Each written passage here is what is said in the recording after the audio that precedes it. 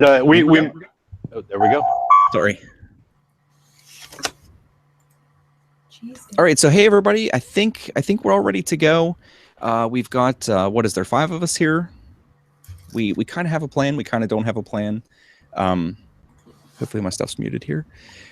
Tonight we're going to talk about filament a little bit. We had some questions on Twitter, and like nothing super particular. We're just going to, I think, have a conversation about different types of filament, different things that are appropriate for different projects and stuff. And as always, like, the floor is open to questions if anybody has any. But yeah, hey to everybody in chat. Hey Alex, there's a face I haven't seen in like a long time. But Abuzz, Simon, what's up everybody? And then of course all of us are in chat, which is always funny. But yeah, if you guys want to introduce yourself, I think most people here should probably know everybody at this point. But if you want to get down the line, maybe start with Chris and everybody do their introductions and we'll get started. Sure. I'm Chris. I am the real Practical Printing. But if you want to get down the line, maybe start with Chris and everybody do their introductions and we'll get started. Sure. Oh, we have somebody feeding back through. Somebody have the stream playing that's got the audio going. Yeah, sorry about that. Anyway, I'm Chris. I'm Practical Printing. My channel focuses on practical things like the nylon dog bone that we did a couple of weeks ago, and things like that for around the house, dissecting and upgrading and fixing and building printers, and whatever we can do that's fun, entertaining, and educational. Cool. Matthew, you want to let everyone know what's up? You're muted, sir.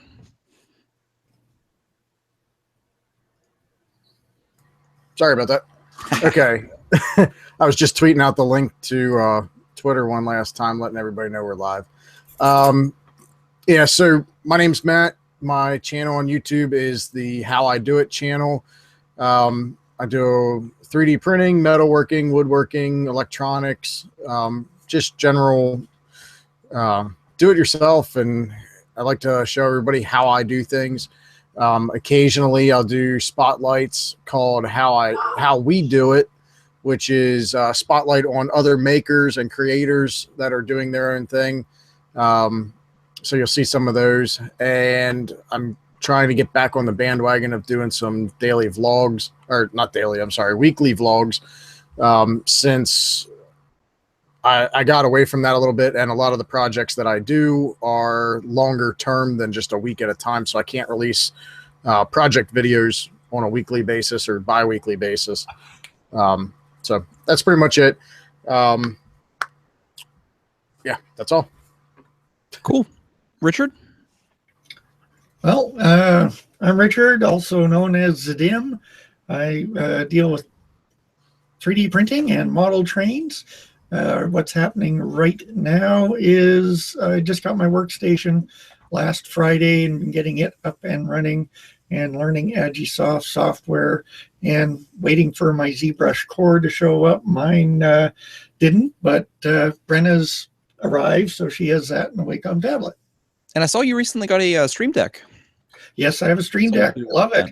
Slowly getting that workspace set up and usable. Studio B, I call it. Cool. And who's your assistant here? I was going to say. Hi, I'm Brenna, also known as Superior Jello online. I am just getting into 3D printing as well, however many weeks it's been since I started joining these streams, but I'm still learning. But yeah, I just got ZBrush, so I'm starting to work with that, which is fun. I've also been playing in Fusion 360, which is also lots of fun. And big projects coming up. I'm working on some cosplay stuff. Cool. All right, Vicky. Yeah, hi everybody. I'm Vicky Soma. You can find me on YouTube at tgaw3d. I'm on Twitter at tgaw. I use 3D printing for a variety of things. Probably a majority of it is for crafting kind of stuff. I do craft shows and I sell things on Etsy. Since our last live stream, I did do a big craft show in my town, and it wasn't a home run. My sales were substantially lower from the same show last year, and I can't blame it on weather. But since the show, I mean, I made my booth fee and everything. You don't have to worry about me going to the poorhouse or anything like that. But, you know, since that show, I've been working on custom orders that came from that show. So, you know, still worth it. Nice. I mean, before we move on, what was that exactly? You said it was like a craft show? Yeah, my town's had a craft show every fall and spring for 41 years, and I grew up going to it. I never really thought I'd have a booth there, but when I started getting into 3D printing, one notion I had was if I do a booth, maybe other 3D printers would come and do a booth. Maybe we could have a whole little area, like 3D printing area at the craft show. I've done 4 of them now, and it's still just me. But if you guys are out there, Occoquan, Virginia, we have a craft show, and we'd love to have you. I would love to have you. That's cool. So what, you did better last year, I guess you're saying? What kind of stuff did you sell? I do sell a lot of Christmas ornaments. I do wine stoppers. So I'm from Virginia, and we have the slogan like Virginia's for lovers. And so I have a state of Virginia that's in the shape of grapes. So it's the Virginia's for wine lovers. My mom's a school bus driver, so I had a whole bunch of school bus driver wine stoppers because, believe it or not, there's not a lot of products out there that combine school bus driving and alcohol. It's a very, very small niche. Go figure. So, yeah, and, you know, I got sales there, and, you know, there's some, you know, you get to have wins, you know, you get to have feedback to your designs, and there's some pieces that need that special person. I have a Schrodinger's cat that I print over at Shapeways, and, you know, it's pricey, but almost every show, someone's like, I gotta have that Schrodinger's cat, and, you know, like, you made that connection with that person. This year, you know, a while ago, I made a Mobius strip USB holder. Oh, I have one right here for myself because, you know, I like Mobius strips, and I'm constantly washing these things in the laundry. But once I, you know, have this little place to park them, I haven't washed one yet in the laundry yet. So, you know, I've had that. I just throw it out there. Never any interest. I get some comments like, oh, you know, like this would sell if it was 5 years ago when people used USBs. But this show, someone came around and they fell in love with it. And so you find homes for special pieces. Nice. Maybe if everyone's interested after we get done discussing like the main topic here, we can talk about like how you can reach out to your community and stuff, because it's something I've been working on in the background. Like I don't really talk about it much, but I've been trying to get the word out there and start interacting with the community a little bit more, and trying to foster some interest in 3D printing in my little teeny tiny town. So I think that'd be an interesting thing to talk about. We'll see how late I stay up, but okay. Oh, that's right. You're not a 3 a.m.er here. No. I'm a person who has to get up for jiu-jitsu, for my kids to take jiu-jitsu in the morning. So. Oh, nice. But you know where to find me on social media. Bird is the word. All right. So so we had some questions on Twitter. Well, a question. I say questions. Tony Ryan asked, is there a better, where was the initial question here? Filament guide. How do I pick filament for a particular project? And this would be open to anyone that's here, obviously. Personally, I don't have a ton of input on this. My repertoire of things that I've printed with is extremely small at this point. As a new person to 3D printing, like I really stayed in that PLA comfort zone for like a long time. Basically for the better part of 6 months, I basically only printed in PLA. And then it was only because of like my MakerBox subscription that I really started to branch out. And even then it was only a little bit. It was like baby steps. So I do happen to have a few prints here. These, just a practical item. I hate buying C batteries and D batteries. So there's these little sleeves that you can print that will allow you to put AA batteries in places that you know require C and D batteries, and they don't last as long. But man, it's a lot easier to just buy double A's in bulk or buy rechargeables and be able to use them in everything than it is to buy those big 3-pound brick batteries.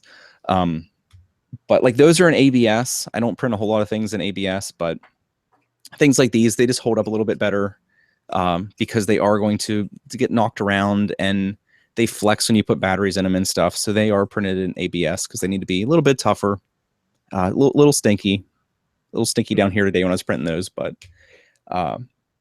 yeah, generally I print most things in PLA, and I know I shouldn't.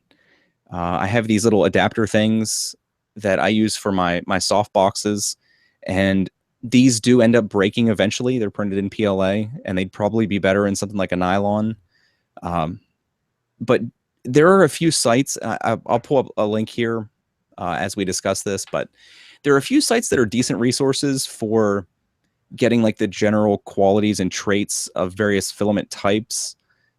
You're always going to have like mild variations from brand to brand that you'll have to experiment with and develop your own preferences and stuff. But I would assume everybody here probably has more experience with non-PLA filaments than I do, so I'm probably not the best. So I will yield the stage to anyone else who wants to comment.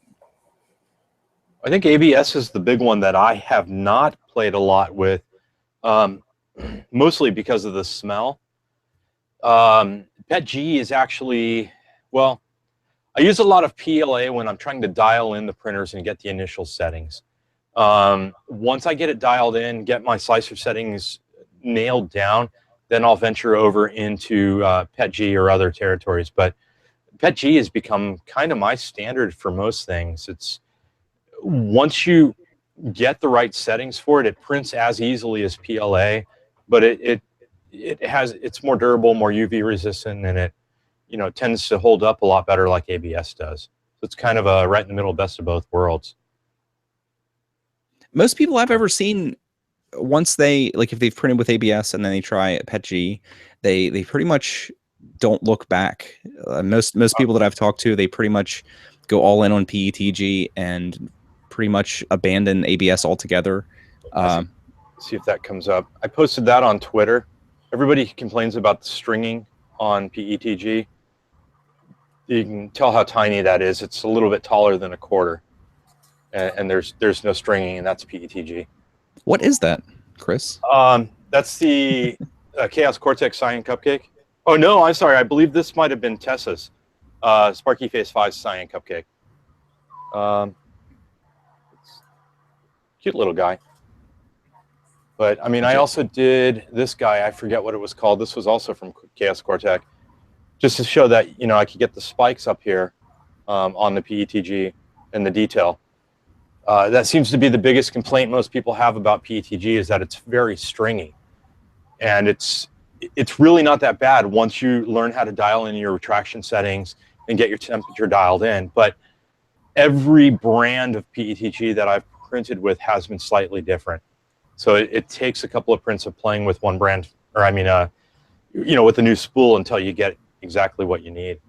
Any baseline settings you might recommend to somebody that's trying to get, a starting point? Best way to start, I don't want to say retraction-wise because that's pretty printer specific, and direct drive versus Bowden.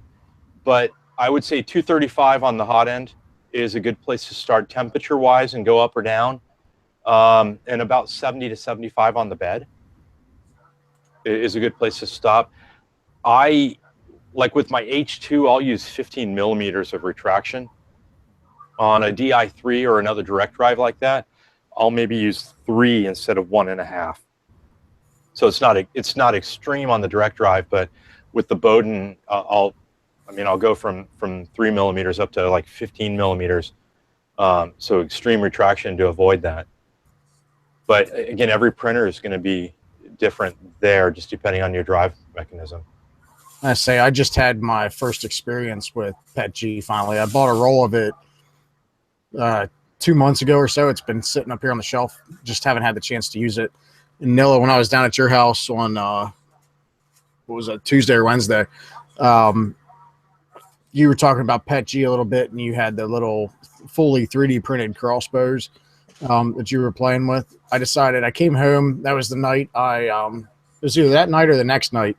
I ended up getting my Flash Forge to print using Prusa slicer, and man, I jumped in with both feet forward. I printed number one on the Flash Forge, which normally can't use anything but Flash Print and Simplify 3D. I got it working with Prusa Slicer Slick 3R and through PETG in for the first time. I'll tell you what, I'm actually really surprised with the way PETG printed. Chris, like you said about the stringiness of it, I had zero stringing on that entire print. I mean, zero. The only, well, no, I'm sorry. I shouldn't say zero. The only thing was when it ended the print, where the print head stopped and lifted, I had one string going up to the print head. That was it. Everything else printed smooth, and that was a part with print in place pieces, and I didn't even have to break anything loose. If I can jump back in really quick, just to answer a couple questions from the chat in the same sentence. Best print surface for PETG. Outside of the exotics or the brand specific, straight up glass with either hairspray or drop count one. Got some cat action there. Yeah, that was Gus. That was Gus. Was it? Straight up glass with either hairspray or PVA based glue stick is probably the best thing for PETG to adhere to, again, outside of the exotic build surfaces. Aside from that, Matter Hackers recommends actually blue tape with PVA glue stick on top of that. The important thing to remember about PETG is your first layer. Don't level to the thickness of a sheet of paper, level to the thickness of a business card. You want a really fat first layer. You don't want a smush first layer. Nice. I was going to ask why you guys were discussing PETG if you were printing on PEI, because I've heard at this point like countless horror stories about ruining PEI sheets with PETG because you get too much adhesion and then you basically can't get the print to separate.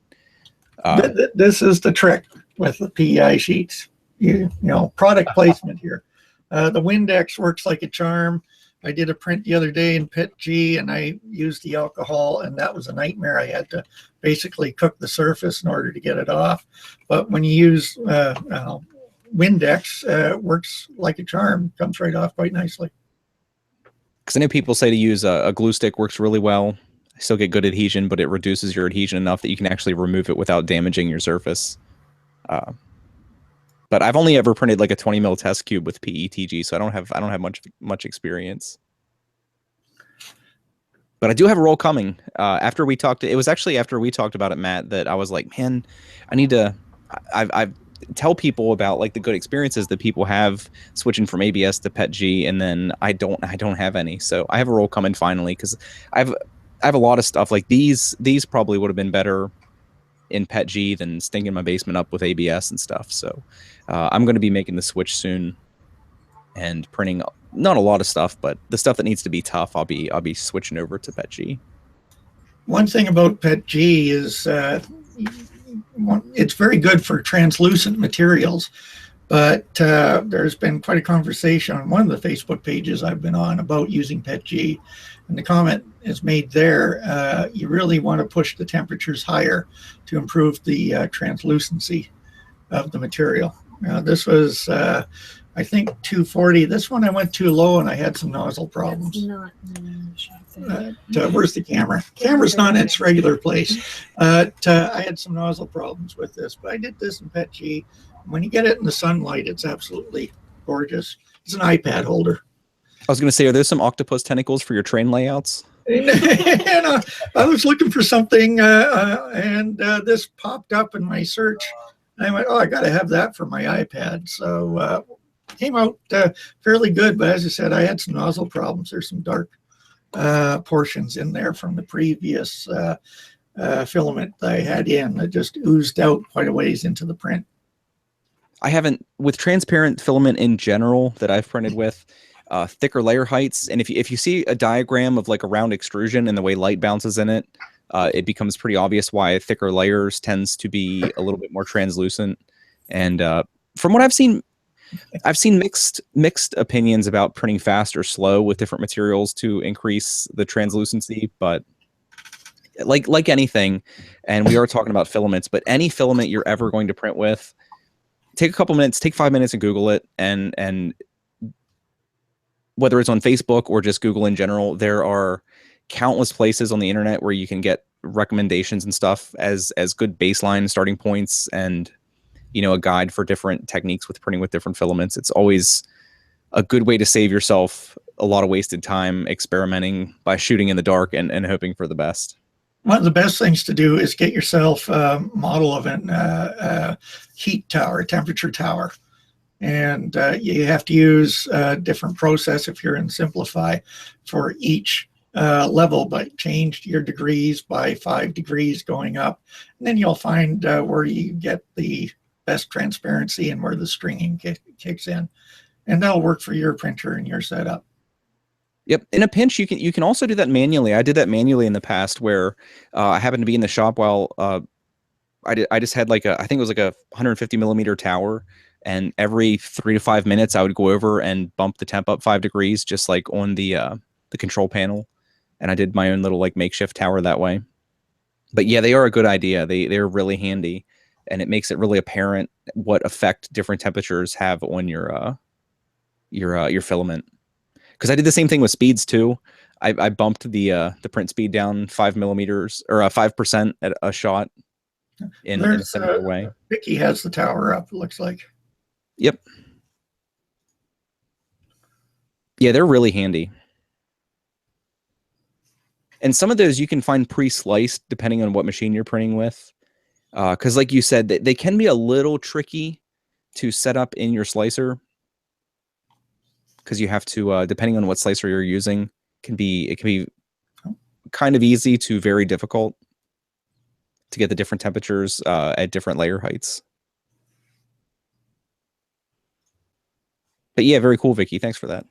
Yeah, I think it was muted, but I was saying that's from Jim Carter on the 3D printing Facebook group. He just posted it recently, and that is PetG too. Yeah, he did it with the Simplify 3D with the multiple processes. Yeah. Robert in chat said he can vouch for the fact that PetG will tear up BuildTak when trying to remove the print. So I imagine like a regular Elmer's glue stick would probably help out there too. I don't have any BuildTak, but that seems to be a good little safety layer between your build surface and your print that seems to work well. And Tony Ryan commented about the Trinus. He said, unless you have a Trinus and are stuck using their software. If you have a Trinus, Tony, there is hope. I dealt with it again today. I printed some things sliced in Simplify 3D on my Trinus. It's something I want to do a video on very soon because it's kind of a strange process you have to go through to modify the script code or the G code in your slicer to get it to work. But you can use Simplify 3D. And there doesn't seem to be much info out there about it. I think there seems to be very little overlap between like the community of people that buy the Trinus and the community of people that have Simplify 3D. I haven't tried it with Slicer, but I would like to try maybe the next few days. My daughter's birthday party is tomorrow, so part of the reason I was pressed for time. But I printed out, you can see, I printed out about a dozen of these little plugs because the first ones I did, we were talking about retraction earlier. I don't know if it'll focus. This one is really ugly. I don't know if you guys can see how many zits I got on there. But it's one of those prints. I printed the first one out and it was really ugly. So I was on a mission for like 6 hours. I would stop in my shop, slice it with different settings, let it print, check it out, slice it differently, print it out. And I tried Prusa Edition Slicer, which was actually one of the nicer prints. But I think Simplify 3D still came out with a nicer print. I know it's not focused, but ended up being the cleanest. But one of these, this black one, was printed on the Trinus out of Simplify. So there is hope, Tony. Don't give up hope. You're not going to be in, I forget what that's called, but you're not going to be in that program forever. Does anybody have anything else about the PetG at all? Actually, I disappeared for a second. I ran in the house to grab this, and I'm not sure how well it's going to show up on camera. Somebody had actually asked about velocity printing in the chat, and if this, Yeah, I need to click on myself so I can see what I'm showing you. Hopefully this will come through. This was done in Blue PETG with velocity printing. I did this for my wife for Mother's Day. Let's see if I can. Hey, Chris, tilt the bottom. There you go. Tilt the bottom towards the camera. There you go, right there. Yeah, I can vaguely right there. see flowers in there. It looks pretty cool. It's the Hawaiian turtles with the hibiscus on the back. So this was done in PETG with the velocity painting, and it's a little bit flexible, but it's I mean, it's not going to. Well, you could probably obviously shatter it if you wanted to, but where PLA done in spiral vase mood is very brittle, this has a little bit of flex to it. So that's a good example of the PETG isn't necessarily. I don't want to say it's necessarily stronger than PLA because there's different types of strength. You know, rigidness versus bendability, flexibility, and I think Tom has actually done some really good testing comparing the two in some of his Filloweens. But I did want to run in and grab that quick just to show you that. And I think that the translucency was mentioned as well, too, that you can kind of get that effect. Yeah, that's cool. Do you happen to know if the more transparent parts were printed faster or slower? Faster. So it was more transparent printing faster. That's interesting. Yeah, so it's thinner. Well, I guess it would be at the same extrusion rate. Right. I The imagine, more yeah. transparent is thinner. The other areas is thicker. So thicker means slower. That was done with the Repetier using the Prusa slicer as the back end on it. So JJ from See Me CNC actually walked me through the process and showed me how to do that. So it was kind of a neat Mother's Day gift, but it's a really cool method. It's the first time I saw it, I was like, man, that's a really cool application of. I don't know. It amazes me that people think of things like that, and not only to think of it, but then to you know, build a piece of software that aids you in doing it. It's pretty sweet. Yeah, it's a really cool thing. Vicky, did you have any filament preferences or tips for anyone that might be? Me, I'm sort of branch like out? you. I'm almost exclusively color fab stuff. Just recently, I've been branching out where I did some Hatchbox filament and is it the elixir, the polyalchemy. But yeah, mostly I would say a vast majority of what I've done is PLA, PHA from color fab. I just have like I almost cursed there. I just have a large plethora of colors. I also very much enjoy their bronze fill. I use that for special pieces. I love their wood fill. I love their cork fill. It just looks like mahogany. I haven't had luck yet with the brass fill. I love that all those are still essentially PLA, which makes it really handy. It's like I can stay in my bubble but still get some cool things. Yeah, I did get some Ninja Flex for my birthday. I haven't used it yet, but you know, I'll get there. I've had my MakerBox sample for like 4 or 5 months, and I actually just got it out yesterday. And I was looking at it, I was like, man, why haven't I used this yet? I want to print like an open RC tire. Like I just want to print something because I happen to have a machine that can print it. And I was talking to a friend the other day that he has a Bowden set up, and he can't really print flex materials very well, and he's like, man, if I had your machine, I'd be printing that all the time. I was like, that's what I thought too. And then I got it, never did anything with it. We've got Jen's been stealing 50% of my MakerBox samples the last 2 months now, I believe, right? She stole we got the green silk. I think it's Beaver 3D or something like that. The silk. It's a PLA base, but it's like Atomic, or which one does Elixir? Is that Atomic? Isn't that the polyalchemy? Polyalchemy, yeah. Elixir, that's right. Yeah. It's similar to that, same properties. Talking to Matt from Printed Solid, it's basically the exact same filament, just a different brand. They have a blue, a green, and a red. We got the green sample from Beaver in the MakerBox, and I turned around and ordered a blue roll of it from Printed Solid. And then we've got the Polyalchemy Elixir silver too. Those shiny ones are freaking awesome. Yeah, they're such cool filaments. They look so nice.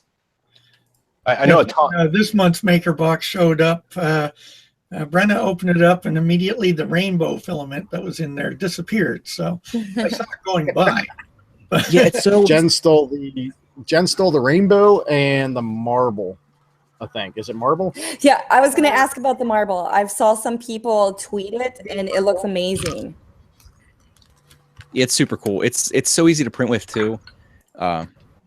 I did do a print with it, but it's actually upstairs. My daughter was playing with it. It looks fantastic. Like the little bit of let me switch the cam here.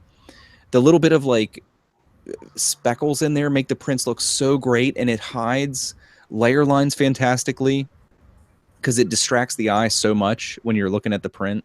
Wow, it's super cool. Yeah, it's funny how the rainbow filament is misleading. It looks ugly on the spool, but when you print with it, it looks really cool. It actually looks interesting on the spool too. I think that's similar to the Filamentum Vertigo Gray, where it's kind of a matte gray finish, but it has a little bit of speckle in it, so it almost has like a granite look. The glitter, I laughed when I got it. I forget who that's from. I have the bag over there, but the glitter filament I think it's Protopasta. Is the glitter, but that stuff looks so cool. Yeah, because I kind of like scoffed at it when I got it, and then I printed with it, and I was like, oh my god, it looks so sweet. Because my daughter took that print like they sent the glitter. When was it? I think back in like November or something. They sent the glitter fill from Protopasta, and then in April. Yeah, April's when the 1 year anniversary was for MakerBox. The special what box. They did is yeah, the special box. They picked like the most popular samples that they had given out, and we got another thing of glitter in there. No, it's funny we're talking so much about MakerBox, but the other one in the last box that I'm super pumped to print with is the terracotta. The Form Futura. The stone fill, terracotta colored. Nice. That stuff looks super, super cool. I can't wait to print with that. Because it looks just like the flower pot, like a flower pot does. Because hopefully there's enough here. I weighed it out. It seems to be enough. But as a gift, I want to do a picture frame that has like flowers on it that'll look like a flower pot. Because I garden. So hopefully that turns out cool, makes a cool gift. But I'm really excited to print with that. Anyone tried this Eligex made out of algae? Supposed to be a fully biological filament. I got some. I put an order in, and they had it on sale, so I decided to get another package of it. So I haven't tried it yet.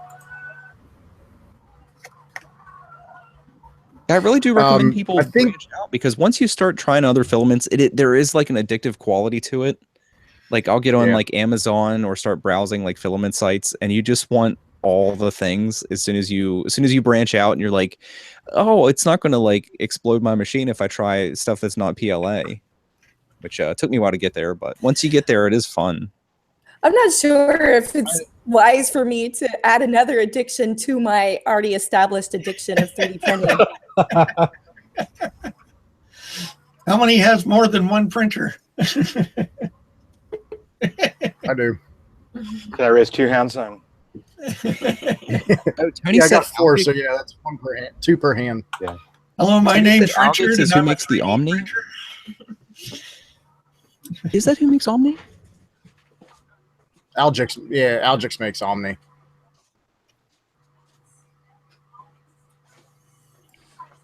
Yeah, they are. I had to confirm that. Yeah, because I love the Omni. If nobody's printed with that, that was one of the first. Uh-oh, you lost your audio, Nilla. Oh, did I? Or did I lose audio? I hear him. I hear him too. Yep. Yeah. But yeah, Omni was one of the first non-PLA filaments that I printed with, because it's kind of as far as like properties, it occupies a space between sort of like PLA and ABS, because it's kind of flexible, yet it's still really easy to print with, and it doesn't stink. And you saw it, Matt. That's what I printed the crossbow with, that actually will flex and it doesn't break and stuff. Because I really love that filament. I've actually wanted to get a roll of that for about 6 months, and it's just not quite at the top of my wish list yet. So when Claire was on, we got into a discussion about erasable filament. And so I think both of us contacted Protopasta, and they got back to me anyway. I don't know what they said to Claire, but it was a great idea, something they hadn't thought about. And they said there's just not enough hours in the day to get to all the toys they want to try. But I think that would be a great one, especially for kids. So, was that the last community stream that we were talking about that? How you could basically print pencil erasers or something like that out of filament, which would be, again, super, super cool. Because we were talking about reaching the community, and one of the things I'm trying to do now is reach out to the high school and see if they'd be willing to, start a small 3D printing program.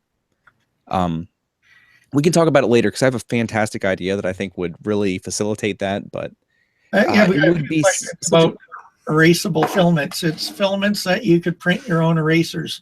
And I know Brenna, when she was young, bought those fancy erasers that can clip onto your pencils. She had dozens of them. So let's print some of our rainbow ones that were like a big long string with different colors of the rainbow. I had one shaped like characters from my books. It was a whole thing. I guess eraser filament would kind of minimize waste in the landfill, because when you're done with it, you just grind it all down to powder and boom, done. Yeah. The happy extruder said, "Stay away from peanut butter filament. Kids might be allergic." duly noted. Yeah. But yeah, I really think printing erasers, I think, would be something that a lot of people would actually do. That does seem like a good idea. I don't know what materials you have to use. Obviously, you can't have rubber in there. That wouldn't smell good, but that would be cool if they could do something. The white ones are urethane, I believe. The white super ones, I think those are urethane. Most of the others are pure rubber.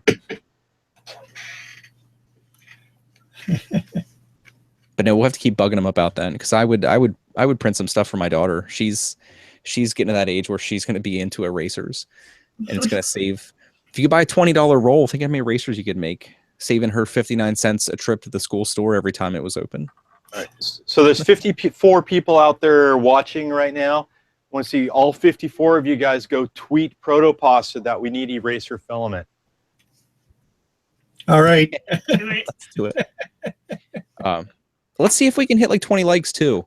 That always helps if people don't know how YouTube works. The more likes we have on the stream, the more likely it's presented to people as like a recommended thing.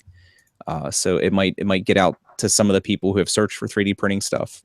That always helps.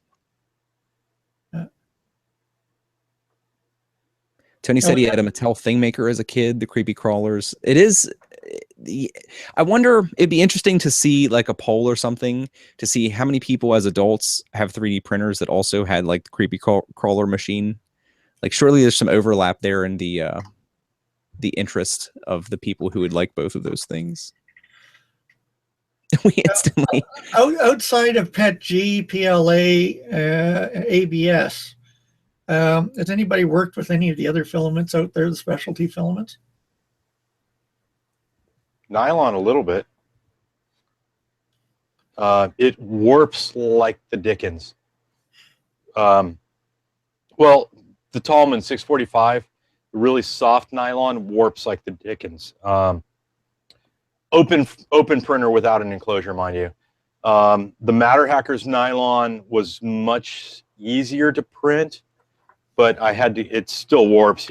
It's hard to tell, but I mean, it's still warped on the bottom layer. Pretty abrasive too. Nylon is very abrasive on your nozzle. Yeah. But I'm trying to think. I like I said, I'm not the best for experimentation. I did print with maybe we can go down the line with this. What is the filament you've had the absolute worst and or most frustrating experience with? Because I know without a second's thought what mine is. Brassville. I had trouble with Brassville. I can elaborate. Vicky's been waiting to get that out of her for a while. Freaking brass fill. What happened? I saw this. I saw a video. I bought brass fill a while ago. I saw a video by Joe Larson, the 3D printing professor, and he was poo-pooing on the brass fill versus the bronze fill. And I thought that he was, I don't know. I was just like, oh, he's not working with the material. He's trying to make the material work the way he wants to. And then, I had something where I wanted to use brass fill. And I put it on and it made 3 layers. And then I had a huge clog. And, I fixed that, started again, 3 layers, huge clog. And so I haven't gone back on the horse yet. I've had expectations that was going to be like the bronze fill, which I've had nothing but great results with. And so it was just a little surprise. So I should have, luckily, I didn't comment any mean things. I just thought things in my head. So, I'm glad that I kept it to myself. But except now, when I'm telling everybody. Anybody else? I got a roll of it sitting here. I got you. Do you? Which is, from what I've heard, like the copper fill is not bad. The bronze fill is not bad. So I'm glad I had heard some, I wouldn't call them horror stories, but frustrating stories from people, because I probably would have bought some without really thinking about it, assuming that it was going to be a similar experience to the other ones. So you might have just saved some people some aggravation there, Vicky. Hopefully. Maybe. But I do very much love color fab. So I love everything else. You have mixed emotions about it. What about you, Chris? I know you kind of, I guess, have been frustrated with that nylon a little bit. I would imagine there was a learning curve. Yeah, the nylon, my expectations were lower with the nylon. So, and I don't have a closed, printer. I mean, it's all open air, no contained heat. So my expectations were a lot lower. So even though it warped like crazy, I was expecting that.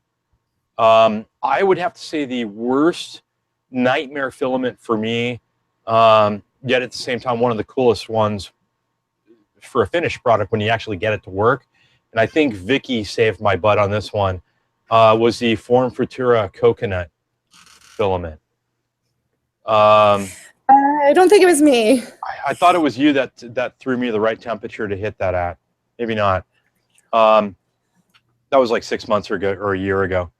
But it's really sappy. So what happens is when you print it, if you're printing it at recommended temperatures, it's your nozzle. It's like it's covered in tree sap. It just gums up. You have to pull your whole nozzle and your whole hot end apart, soak it in naphtha to get all the sap out. I destroyed 2 hot ends, 2 E3Ds with that stuff. And finally learned that you print it at like 185, just barely hot enough for it to extrude, and you don't get the sap out of it. But that was my nightmare. A costly nightmare. What did it cost you? Just time or a couple 2 E3Ds destroyed. Oh, okay. Sorry, I was reading for a second. I'm sorry if you said that. That's all right. Yeah, 2 E3Ds destroyed. Once I finally got it, I did the baby Groot in that. And it looks like coconut. It's like the carbon fiber with little fibers in it, but it's coconut fibers in it. So it looks very organic. It's a really awesome looking filament. But it'll destroy your equipment if you're not careful. Logical Waste in chat asked if anybody know if the color adaptive, I guess he means the color change filaments, require a hard nozzle. I personally don't remember ever seeing that they're abrasive. I actually have 2 colors that I've never tried. I don't know if anybody here, does anybody know if they are abrasive? I don't know. Ours is glow in the dark. It's not color change. Yeah, the glow in the dark is abrasive. But it's different. Yeah, it's not the same thing. Yeah, that's what I was thinking, because the glow in the dark apparently is incredibly abrasive from what I've heard from people. Yeah, I wish she gets. I don't know where Matt went, because Matt apparently had some abrasive filaments. I remember he printed, I forget what filament it was, but he basically printed. Oh, we lost Matt. A very small print, and then he measured his nozzle, and it went from like a 0.4 to a 0.75 after like a few minutes of printing. Wow.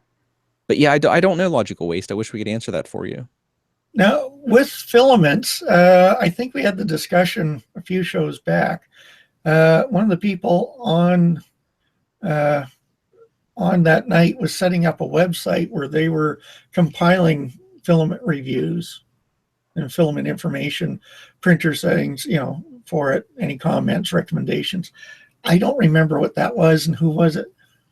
I don't recall. I do recall that being talked about, but yeah, I don't recall who that was. Do you have any horror stories, Richard? My first try at the wood infill. This is as high as, where's the camera there? That's as high as I can get with it before I had a major glob of this stuff build up. But I don't think it was the filament. I think it was a problem I was having with the extruder gear itself. And I've fixed that up, and I just haven't had a chance to get back into trying this one. I've been printing things that I need for Studio B, like camera mounts. So I've been sticking to the old reliable PLAs for that. Gotcha. On the subject of the wood filament, I'm curious. Do you guys switch your nozzles a lot depending on what you're using? For me, if I'm printing birds, I have a 0.35 millimeter nozzle, and if I'm going to wood fill or cork fill, I'll move up to a 0.5 millimeter nozzle, sometimes a 0.75 millimeter nozzle. So I'm getting pretty efficient with my Allen wrench to swap things in and out. But I think in my head, production process, oh, I got to do cardinals, I got to do Orioles, I got to do this, I got to do that. Then I'm going to swap to this and do wood fill and cork fill, and then I'm going to swap back. I mean, is that something that you guys do, or is it just me? I switch a lot. I would say probably 6 to 10 times a week on my MK2. I switch nozzles for different prints. And I also, beyond switching sizes, I don't know who else does this. I usually have at any one time, I have a good 0.4 mil. I have an okay 0.4 mil, and then I have my garbage 0.4 that I'll test filaments with. I have a whole drawer of used nozzles, and so I have a little. There's Matt.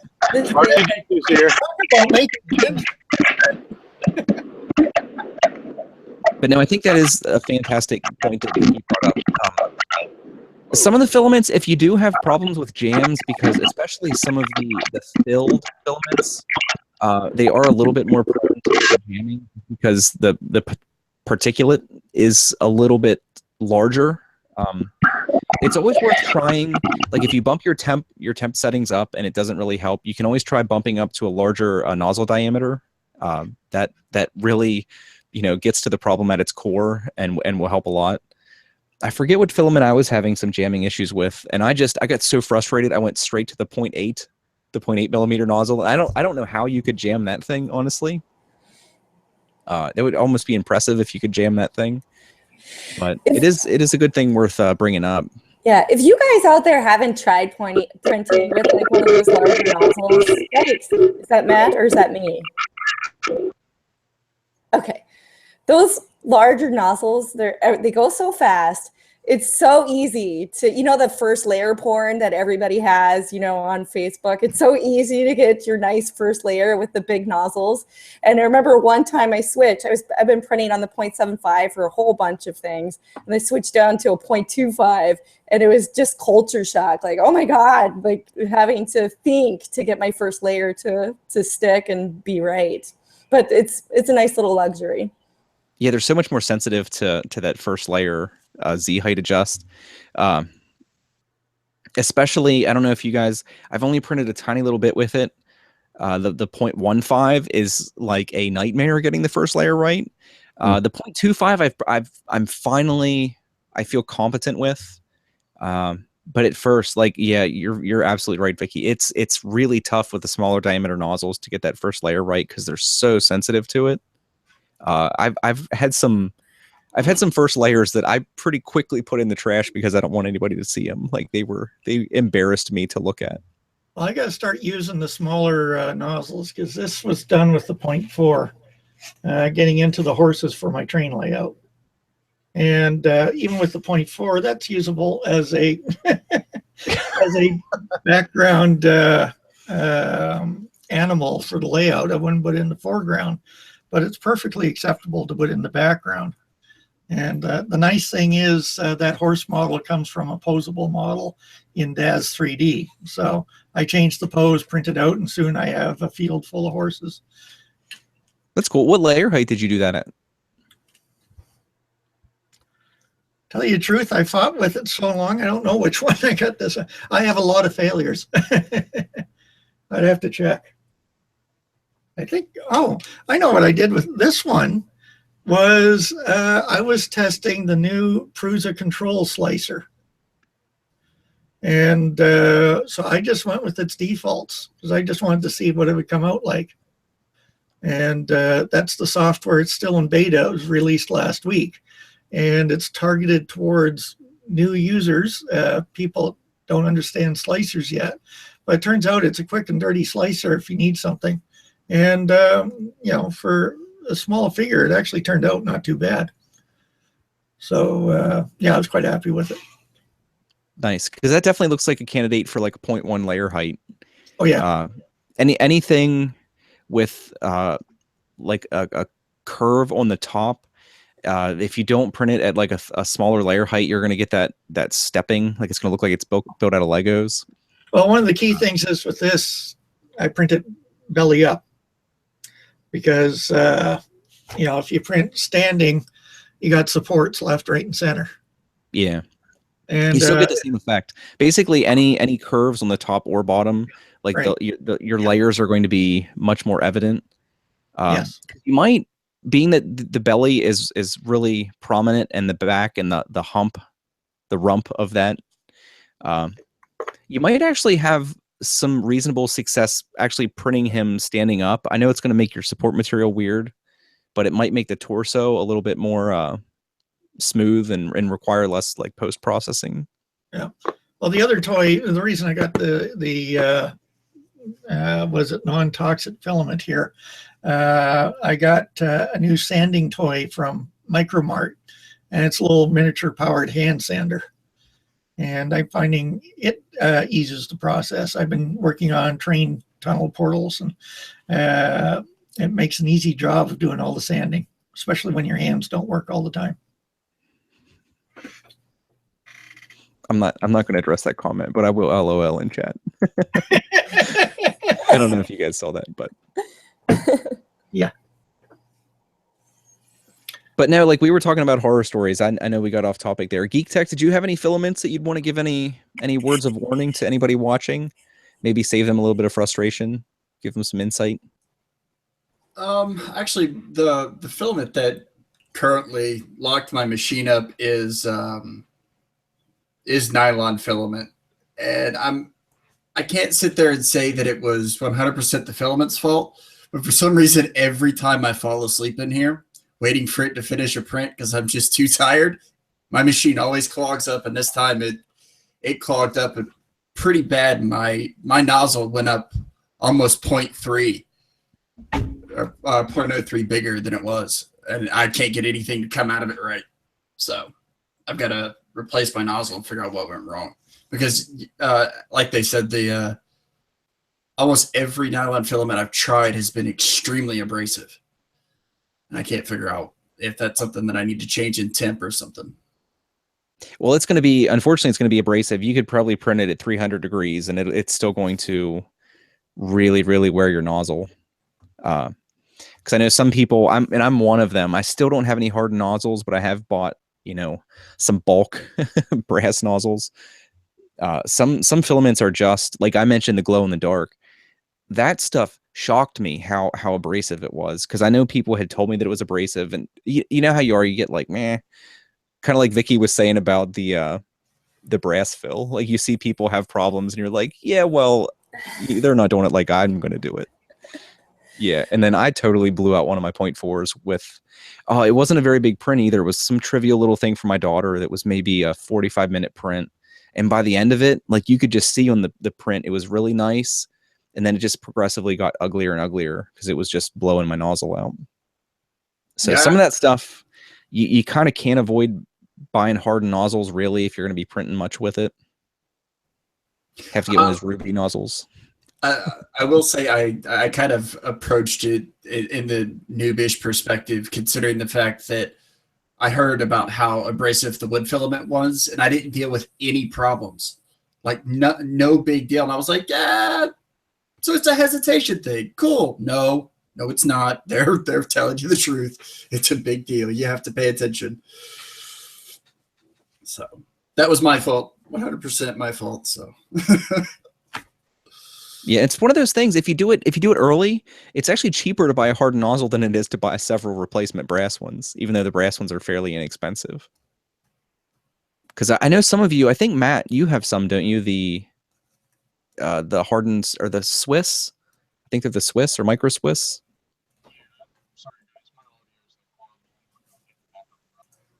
I can't hear you, man. It's the evening of technical difficulties. But while Matt's sorting his stuff up, I can share my problematic filament that I'll never forget. And unfortunately, I don't have any like redeeming information to help anyone with it. Mine was one of the, I think it was the first maker box I ever got had Monumental in it. It's like a marble fill. I never got anything usable out of that filament, and I tried everything. When some of my really early streams, we were trying to like print with it on stream, and I just could not get anything that wasn't incredibly ugly out of that filament. I don't know if anyone else here has tried it. It was actually in my bin back here.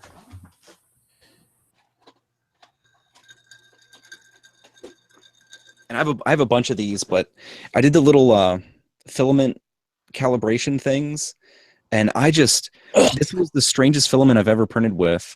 Like these things, for instance, I probably printed a dozen of these, and all of them but this one would get to almost the end of the print, and then it would violently pop off the heat bed.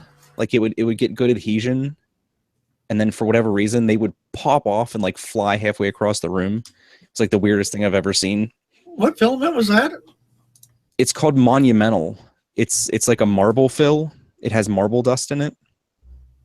And then I got a couple prints that sort of started, like there's a little dragon guy here, but they're just super, super ugly. I could never get this to print right. And I tried everything. Granted, I was an idiot noob at the time, but I tried everything I could possibly think of. But I've seen other people have success with it, but I never did. And the one evening I probably messed with it for 10 hours, and that's not an exaggeration. Like on and off, I was reslicing files and trying to print. I remember I built a tent. I had a fold-up table, and I set my printer on the floor and put the table over my printer and had like blankets draped over it and stuff. I was trying everything I could think of to like get this filament to print right. Couldn't do it. Okay, can you hear me? I know my video is really tiny. Yep. Okay. We can hear you. I've done all kinds of fun stuff since I lost the stream. Windows has decided to upgrade. I installed XSplit, which is why I'm really tiny. And I'm trying to get all this stuff sorted out. So Nilla, Monumentum, I had some issues with it, not wanting to print it first back when we got that with MakerBox. I was looking for it as you were discussing it. I have one of the the rockets that everybody prints as kind of like a test. Preston prints them for the CR10 and stuff, printed it big and everything. I printed one of those, came out great. I printed little Abraham Lincoln. One of these guys? Yep, one of those. Yep, exactly one of those. I printed two Abraham Lincoln, one of the just a bust of Abraham Lincoln, and the other of Abraham Lincoln at the the Lincoln Memorial, sitting in the chair because my 5-year-old is like obsessed with Abraham Lincoln ever since we went to DC. So I printed those. They all came out pretty well. I don't think I'd go out and buy that filament. Like, because it really didn't. It's super expensive too. I don't know if you ever priced it. The idea is it's supposed to have marble, or not marble. Yeah, it's marble, isn't it? It's marble. Up? Yeah. Yep. And yeah, it's just kind of. It was white. And it does have it. It kind of baffled my mind baffled me because it extrudes really, really silky smooth. Like you can when you're watching a print, it's obviously different. It's almost got like a smooth, chalky quality. But I'll just have to take your word for it that you got good prints. I mean, I've seen other people print successfully with it, but screenshot or it didn't happen. Yeah, I'll send you some pictures. I actually have some of it here somewhere. Because that was the month I got 2 boxes by accident. What were we talking about with widening out a nozzle? Was that the glow fill that you guys were talking about? Yeah, the glow in the dark. Glow in the darks. I found somebody had mentioned it as I was kind of popping in and out. Some of them are super abrasive. Like you print a 10 millimeter cube and your 0.4 millimeter nozzle is going to be already enlarged. I've been printing a lot of inland luminose is what they call it. That stuff destroyed my 0.4 brass nozzle on my Wanhao. I mean, just destroyed it. I have the Micro Swiss plated nozzles for my Flash Forge, the all metal upgrade for it. I plan on buying the same exact thing for the Wanhao, but I have a couple more brass nozzles. Brass nozzles are cheap, so depending on what you're doing, I have a couple of them on hand, because if you do screw one up or one gets clogged and you don't want to deal with it, you can always swap it out. But I rounded out that 0.4. It's now like a 0.75 because I was printing a bunch of glow in the dark. That's going to get the all metal upgrade on it and probably the range of different size nozzles. And the other thing, if you're going to try this, that I highly recommend not doing it with a regular brass nozzle is if you want to go back to the roots of 3D printing and you want to play with Weed Whacker trimmer line, it does work. 0.75 millimeter printer will accept 0.065 inch Weed Whacker trimmer line, as long as it's the round stuff. Don't get like the octagon and square shapes and all the other great for cutting your weeds filaments or nylons. But it is a nylon reinforced with fiberglass, and the fiberglass will pop and crack on its way out of the nozzle. It will ruin a 0.4 nozzle, but it's held up pretty well against the plated nozzle. That's right. That's what we were talking about, was the Weed Whacker filament that you really blew some nozzles out with. So yeah, sorry for rambling, but that was my catching up for what I know I missed. No, Stephen and Mott has a comment that I think we probably all have an opinion on. He asked, do you guys actually buy named filament? Nowadays, I just go with eBay / Hobby King cheapest. Just takes a bit more to dial in. I think, Matt, you and I actually talked about that a little bit when you were here, if I remember correctly. Yeah. Because I think somebody thought that I had a problem with really cheap filaments, and I absolutely don't. The only problem I've ever ran into is that the super cheap filaments I've bought, like, again, they're unnamed. I can't even tell you the brand that they were. They were just cheap. Was that the diameter consistency was all over the place. I think that roll I was telling you about, Matt, was like, I measured it periodically, and it was anywhere from like 0.82 to like 0.68 at different points on the roll. And if you're just printing some prints that don't matter, you can get away with that. But if there's anything that you want to look nice, your extrusion rate is going to be all over the place with the diameter changing that much, and it's going to cause some serious problems. But as far as like the actual plastic itself, I've never had any problems with filaments that I've printed with. I think the thing I said on your stream on Monday was basically, if you're going to buy cheap filament, just prepare to get crap. I mean, it's not, and I'm not saying that every single time you're going to get crap. My Shore Trooper helmet was printed with the cheapest filaments that I could possibly find. And Vicky, you got to see that in person. Mm-hmm. You know exactly what that looks like. Could you tell that was cheap? The cheapest filament I could possibly find? At the the same time, there's a piece of that helmet that I ended up reprinting because I had a section of it that just absolutely printed like crap. I think the filament was undersized, like Nilla said.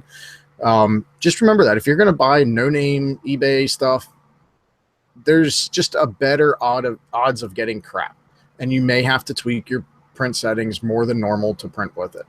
With that said, I've had name brands that have printed like crap. And I've had Hatchbox. I got a roll of ABS Hatchbox that I almost swore off of ABS almost instantly. Not Hatchbox, because I've bought plenty of their PLAs, but I almost stopped using ABS altogether because of that one roll. Fortunately, I had bought some others and I tried things out. But just be prepared for it. That's all. I personally I used to print a lot of inland because we have a micro center nearby, and when I first started printing, I was pushing as much plastic as I could, and that was the only thing I could afford. I also spent as much time trying to clear my extruders and clear my nozzles as I did actually printing. So for me, I've learned that it actually costs less to do your print once with good filament than to do it 5 times with crap filament. So I stick to, I don't want to say my low end, but my low price range, and I stick with Atomic filament. Most of their stuff is $29 a roll. It's not, and you get free shipping, I think, after 2 rolls. You can't beat their filament. If you get a bad roll, you tell them about it. I'm pretty sure they're going to replace it for you. I mean, if you did get a bad roll, because they don't want a hit on their reputation. But $19 a roll for inland, or $29 a roll, same price range as Hatchbox, I believe.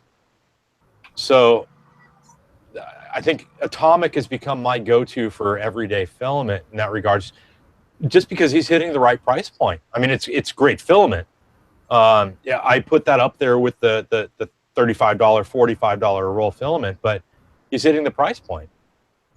The first roll of Atomic I ever bought was because of the colors. They had a gunmetal gray that was the absolute exact color I needed for a project, and I liked it. It was really, as far as like the diameter, it was really consistent.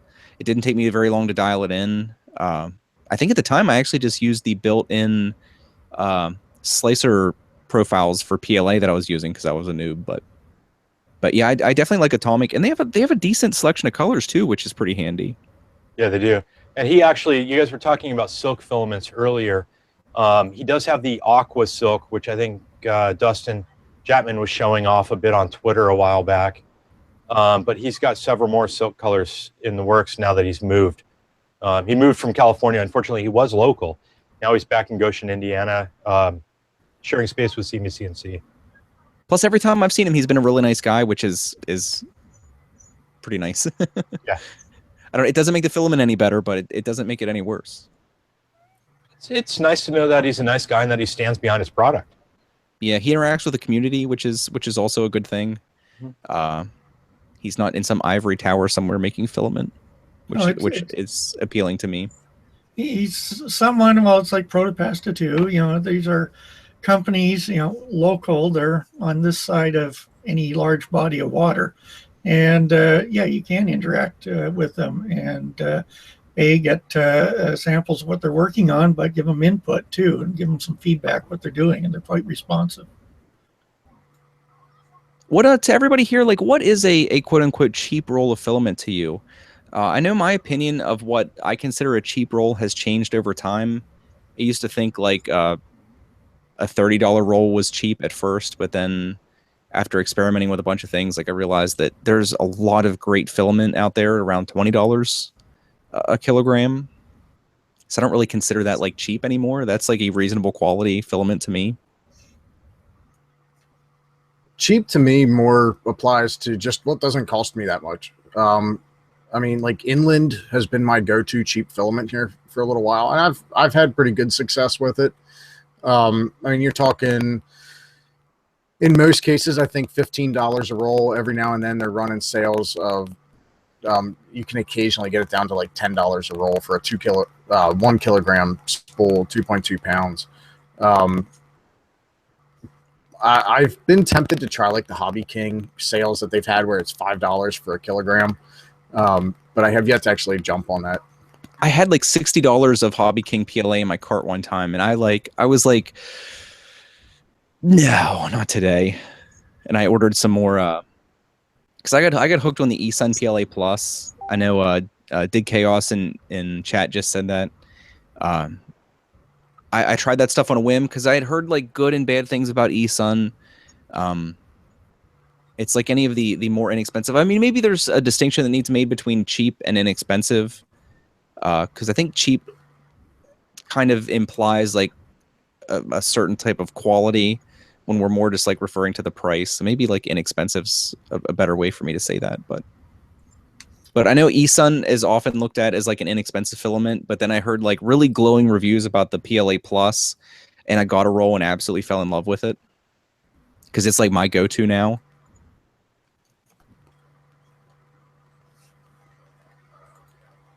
Yep. Yeah.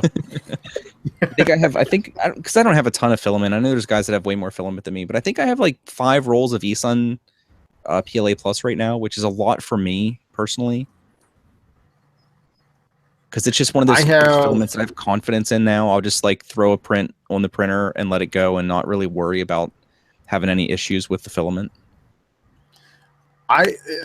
So talking about like cheap filaments, back when Heather was getting real popular with the 3D Pink Mafia stuff, I bought a real cheap roll of pink filament for something she had tweeted out. She wanted people to print something in pink and post it on a certain day or something. So I bought a really, really cheap roll of it. And that stuff, don't let Heather tell me that there's a roll of pink filament that's absolutely horrible, but like I'd never buy it again. I'd never buy that brand again because of the experience with that one roll. It seems to be half of my problems with my TiVo. When you're talking cheap, it was $12. It wasn't like super, super cheap, but it also wasn't in your like collar fab. And I've been finding it, and everybody's been talking on Twitter here recently. Protopasta is really, really nice filaments.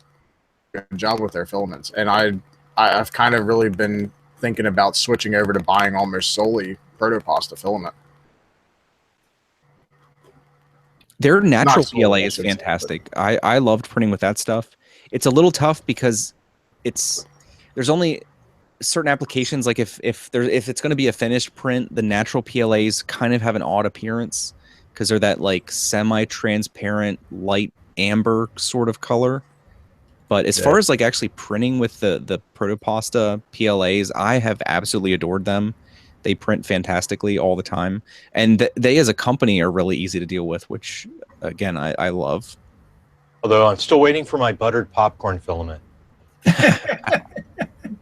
Whatever happened to the wild card filaments? Did anybody ever talk to Joel about that? They were going to do like one a month, weren't they? Him and Protopasta were going to do some special one once a month. That's probably... I wouldn't be surprised if that was a taller order than they anticipated it being at the time. Well, Protopasta just moved. It seems like a lot of the filament manufacturers are moving. Protopasta just moved also, so maybe that's something they'll pick up now that they're in their new facilities. No, yeah. Tony Ryan in the chat just said, yeah, they're on it. Joel and it's interesting. Are on it. It is interesting to watch that stuff. I think, as mentioned here, price cheap may not be the main consideration. All depends what you're printing. You know, when you're printing figurines like this guy, you're not using a lot of filament, so you go for what sort of material you're looking for, as opposed to what the bottom line price is. I know from experience, when the lady sitting beside me is looking for something, she's looking at the color and who has the right color, and that's quite often driving the purchase. The color is very important. But then, yeah, that is a very good point. The color availability. Dustin did a great talk about one of the companies that's on Kickstarter, and they're talking about Pantone filaments. Now, it's a great idea what he went over. raised a whole lot of questions about that Kickstarter campaign. But for doing professional work, if there was somebody that had a reliable Pantone filament, that would be great. I don't know of one existing right now. And just for clarification, Pantone is a color standard, and you have to be licensed to say that you are a Pantone licensed company, and your colors meet very exact standards. I used to work, one of the places I used to work was a print shop, and we had a thermal printer that used resin films to print. And companies, especially companies, are really, really picky about colors. Like if a shade is slightly off and they're afraid it's going to like damage their branding, it's a big deal. So I know that would be a game changer for some people, I'm sure, to have really consistent, colors between, a large series of rolls. I've actually never, have you guys ever seen colors that didn't match? Yes. Yep. Have you? Inland. I had one roll or two rolls of Hatchbox that were supposed to be the same color that were slightly different. And I only had two at one time, so that kind of surprised me. But one of the companies, or I forget where it was. It was an article I came across. They did, it was their 5th anniversary. So every week they're putting out an interview with people from the industry. What do they see for the next 5 years? And I forget who it was from Protopasta, but they had a very interesting vision. And that's where you're not getting a roll of filament. You're getting a collection of beads like the pellets that they're getting, but in a smaller format. And you're mixing your colors like you would with an inkjet printer.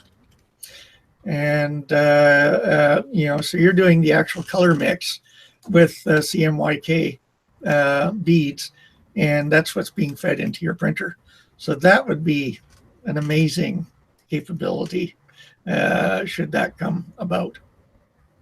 Yeah, that'd be cool. Man, 5 years, I can't fathom where the industry is going to be in 5 years. I'm excited to see where it's going to be, but a lot of times you'll like anticipate this incremental improvement, but then at some point long before you actually get to that thing you were anticipating, like some absolute game-changing thing happens where there's some fundamental shift or like some paradigm shift that really just changes the game at like a fundamental level. So it's going to be interesting to see what happens.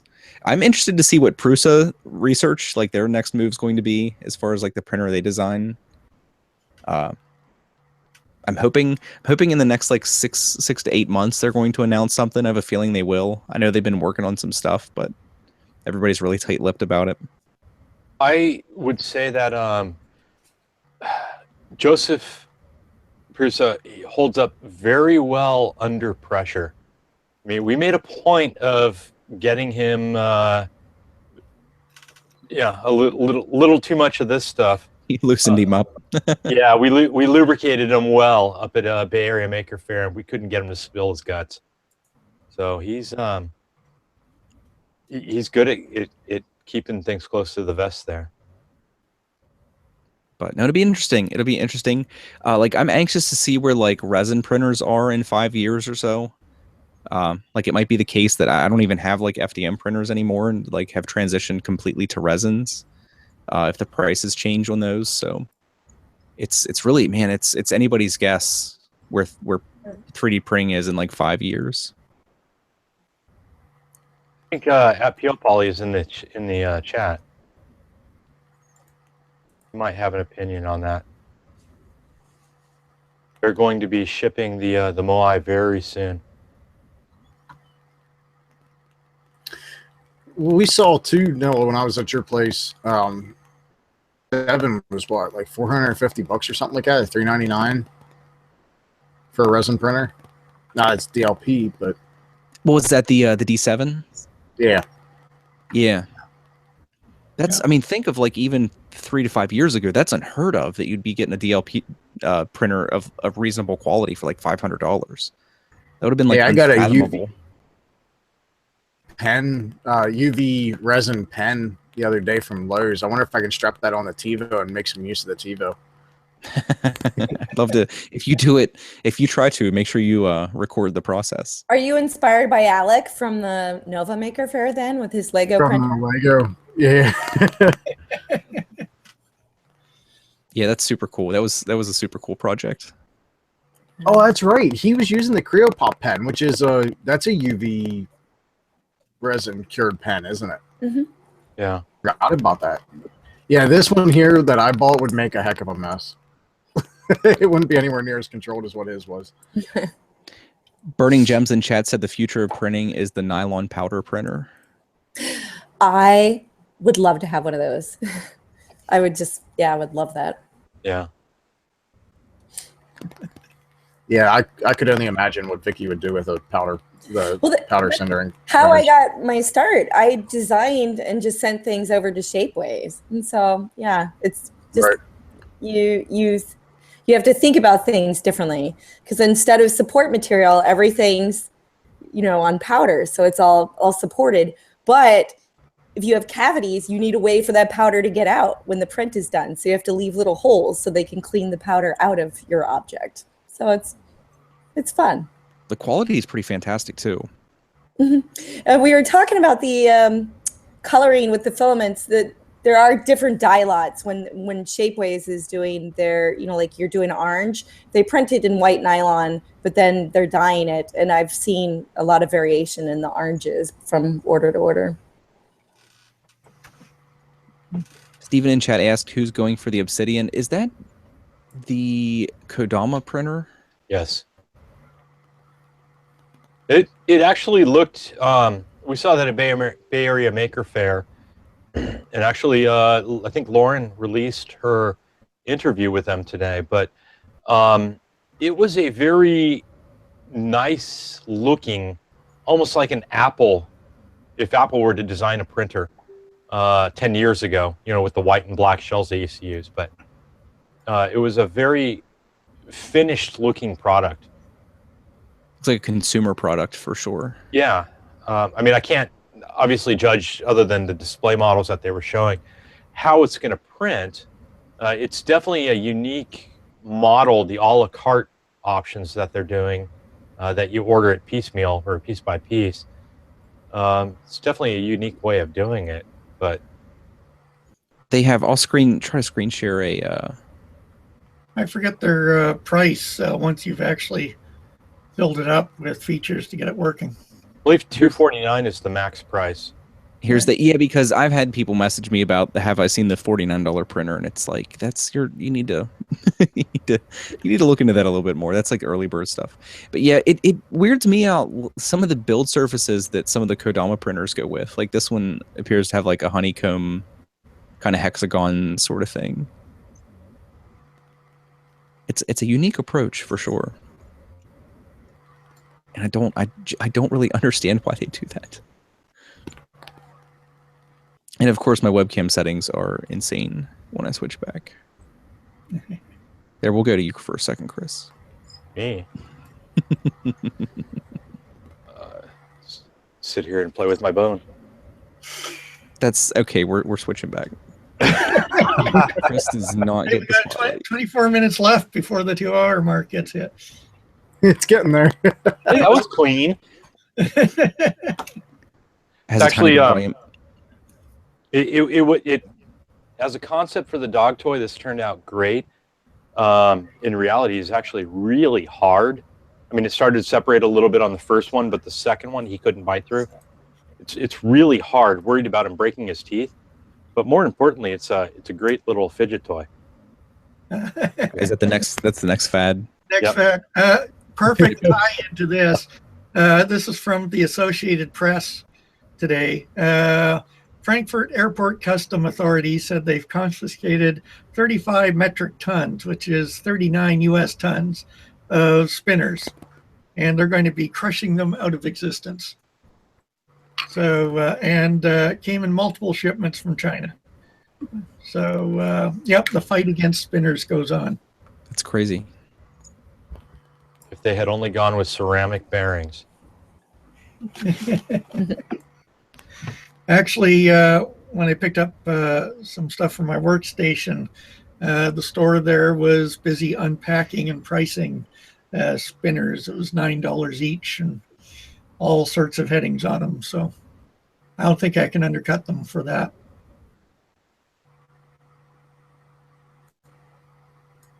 You had a couple people in chat head now. Good night, everybody. And thanks for stopping by to everybody that's in chat. Thanks for hanging out with us. We do appreciate it. Otherwise, we'd be sitting here talking to ourselves, which we do. Usually when the streams are over, we sit and chat for a little longer. But we do appreciate people coming and asking questions and interacting and participating. So thanks, everybody. Well, filaments, it's a great topic because there are so many out there these days. And if you're new to printing, it can be overwhelming. You know, what do I get out there? You know, we talked about the favorites and that, but perhaps for someone that's brand new to printing, do we have a recommendation? You know, some basic filaments to get, or maybe just leave it at PLA, start there, or is there other recommendations? My recommendation, I almost feel guilty. I feel like people think I'm going to have like stock in the company, but with zero hesitation, my recommendation to someone who has just started, has a machine that's capable of printing more than just PLA, and doesn't have a huge budget for filament, is to get something like the MakerBox here. It was a genuine game changer for me because, like, I had my roll of PLA that came with my printer, but I was absolutely, like, crushingly overwhelmed when I got online to look at filaments and was trying to just, like, I would get on and like browse, and it's like, oh, I don't know anything. I know literally nothing about like what to try. Like, I don't have infinite money to spend, so like spending even $15 or $20 on a roll that's going to be a complete shot in the dark, and I have no idea what my experience is going to be, it made me crawl back in my shell. Like, I would go and I would look at different companies. It's like, I don't know enough. I don't feel comfortable buying anything. So for me, getting like monthly samples to, you know, I think they're like $19. I think it's $18 or $19 a month now for like 4 samples. And it really helped me, even if you only get it for like a month or two, to just kind of come out of your shell a little bit and try some things. I think it's like a fantastic first step. That's why I wish MakerBox would partner with some printer manufacturers, and maybe if you, like, when you buy a printer, you get like a free month or so to really help take that edge off, because it's kind of scary as a noob. I think one recommendation I would make is that if you do have, for people starting off, if they have maker spaces or known stores in their areas, like Matt's got Printed Solid fairly close to him. We have Matter Hackers out here, which was a great resource for me getting started. If you have those large stores like that in your area that you can go in and talk to people, or if you just have community maker spaces, that is a great place to go in and start talking to people about filament and what to start with. Everyone will be sure to, you know, share, but a lot of the people will be, hey, I got a roll here. Let me snip off a little bit for you to take home and try. So. Yeah, the only comment that I'll add to that, though, Chris, as far as like local stores and stuff, like you said, I've got Printed Solid. I've also got Micro Center. And are expecting to learn anything. Most of those guys are there just to sell you stuff, and that's it. I've talked circles around the guys already, and they don't even realize it. Right. Yeah, Ava's just Lauren just commented that they have nothing near them, and unfortunately, not everybody is going to have, you know, somebody near them. In that case, you know, the internet, YouTube, the forums are going to be your best resources. But if you do have something, firsthand word of mouth is going to be one of the best things that you can find. Yeah, I've done most. Yeah, and if you find something, YouTube videos, so that's where I've got most of it, because we have nothing in the area until I get mine opened up. And we'll get there. If you think you found a filament that you might be interested in, jump on Twitter, jump on the Facebook 3D printing group, and ask. On you and say about, oh, don't buy that junk, buy this. To some extent, take some credit in it, but watch for some of the people that you know that you've seen on YouTube and stuff. Watch for them to to comment on it as well, because a lot of us are part of our having YouTube channels is to try out different stuff and tell you what we think of it. And none of us are too shy to pass our opinions along. Really? Yeah. I would suggest, if there is anyone out there that kind of feels like they've gotten comfortable with PLA, and I guess I didn't say that, but for PLA, try like the big brands. You know, buy yourself like a roll of Hatchbox in a color you like, give it a try. You know, maybe print with it for a couple weeks or something, run it through its paces, see if you like it or not. Like I mentioned earlier, my favorite PLA at the moment is the eSun PLA Plus. Pretty moderately priced, not super cheap, not super expensive. The AIO PLA I enjoy that I get off of Amazon, the 500 gram rolls. What else is there? I haven't printed with the regular eSun. I've heard mixed stories about that, but once you kind of get used to PLA, there are some like low warp ABSs that I have enjoyed. The MG94, I think that also came in the maker box. I like printing with that. I printed a bit with it. It doesn't seem to warp without an enclosure. Didn't have too many problems with it. And then, like we talked about a lot earlier, PETG I think is a great filament to get yourself accustomed with, because it will allow you to print a ton of different types of prints that, you know, might be a little more mechanical or more suited to like some more mechanical parts than PLA will. Because like things like this, the first one of these I printed, I tried to force a battery in. It's got these little like things that are supposed to flex in there, and they cracked with PLA, because PLA is like really has a lot of how would you say that, tensile strength, but then it's kind of brittle at the same time. So it's strong, but it won't flex. And then when it finally does flex, it breaks. It's not as malleable. Yeah. Yeah. It's like acrylic, not rubber. Yep. But it is daunting, but don't get overwhelmed. Don't do like I did and just print with PLA for 6 months. Be willing to take some chances, and you'll more than likely be rewarded, especially if you do, like was mentioned here, just reach out to some communities, ask some people that have more experience than you for some recommendations. Worst case scenario, you waste $20. And I know depending on your circumstances, that might not be something that's feasible, but it is worth getting the experience. And like Tony recommended the Omni. Omni's the same as PETG. It's a filament that's still fairly easy to print with, that offers you some like different properties than PLA has. It's a little bit more flexible, a little bit tougher. But still, it looks like we have a bunch of PETG fans in the chat. But I really liked Omni. I really enjoyed printing with it. It was really, really easy to print with. Plus, they have some cool colors, which is a plus.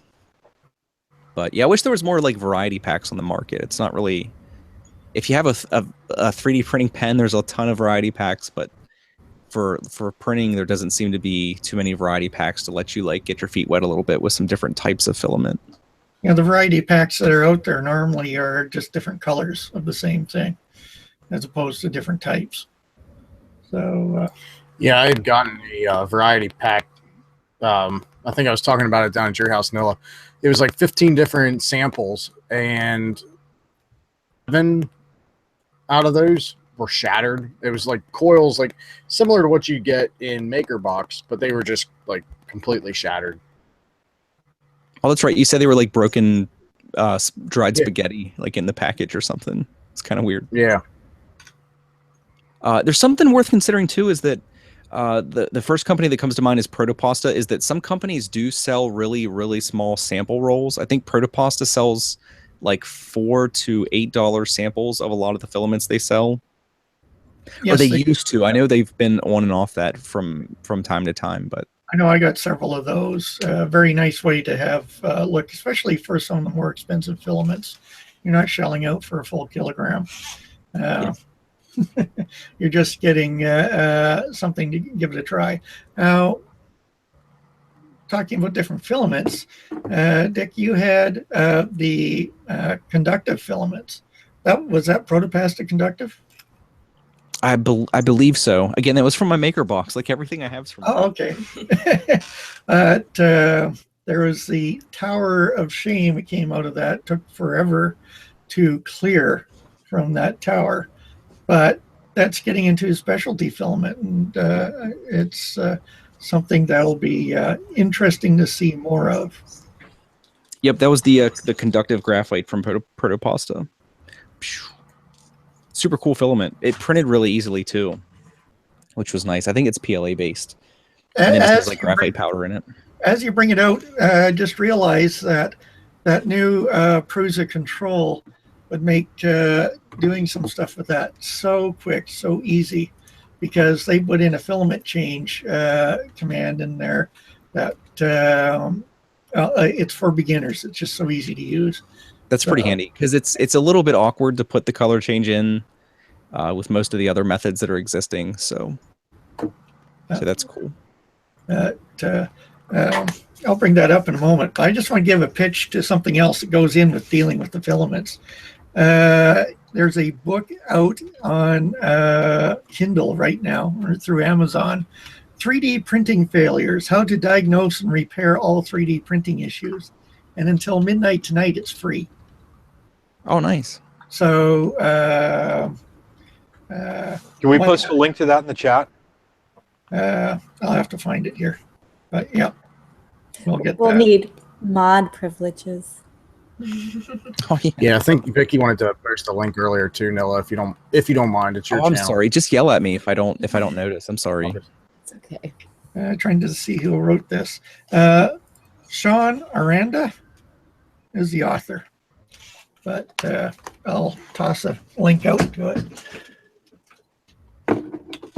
Do both of you want to do a message? I can't find you here scrolling up through to give you mod. Okay. I need to actually be able to click on you. But I think Angus just released a book. Yeah. Today. I didn't get a chance to watch anything about it or read anything about it, but yeah, he released something, 70 3D printing tips and tricks or something.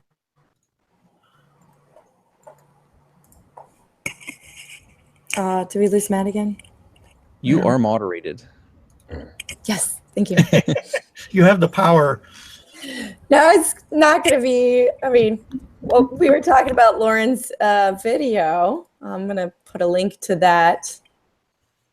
But it's a little late, but that's fine. You can hit it again if you want. If you want to explain the link you're dropping. I'm sorry. Sorry, I missed it earlier. Oh no, it's okay. There's the Obsidian, her interview.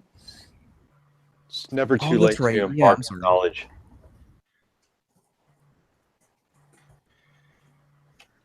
But no, that's pretty handy. I'll have to check that out myself. Richard, I wasn't aware of that. How do people find stuff on the internet? I don't understand. Well, this one was mentioned in one of the Facebook groups, so. Mod power. Yeah, keep it clean, Vicky. You almost have I know. We run a really tight ship around here. I don't want you to sully my good name. Yeah. No banning that practical printing troll. Yeah. We didn't even get a chance to ban him. He was going that quick. Were you guys able to at least get the IP address? I didn't. I think I'm pretty sure. I forget who it was. I feel bad. I shouldn't forget this person.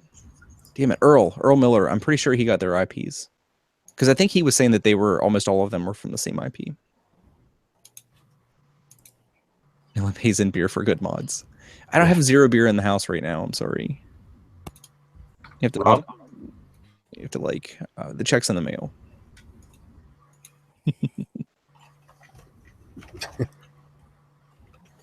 But yeah, is there anything else anyone wanted to add on the topic of filaments? Other than experiment and have fun. Worst thing you can do is jam your extruder. And yeah, the worst thing you can do is ruin 2 3Ds in an evening. That's not going to terrify new people at all. Yeah. You can have some frustration. I'll say you'll get there. You'll learn. I was completely hesitant to experimenting with filaments when I first got my first printer. I was so afraid to screw it up. I mean, they're not cheap. I was really afraid of screwing up my printer. Once I was comfortable enough to order nozzles and understand that, you know, I need to have a few on hand, I ordered nozzles. They were coming the very next day from Amazon, and that night is when I ran the 3D printer, or the Weed Whacker trimmer line. That is what kicked me off onto trying all kinds of filaments.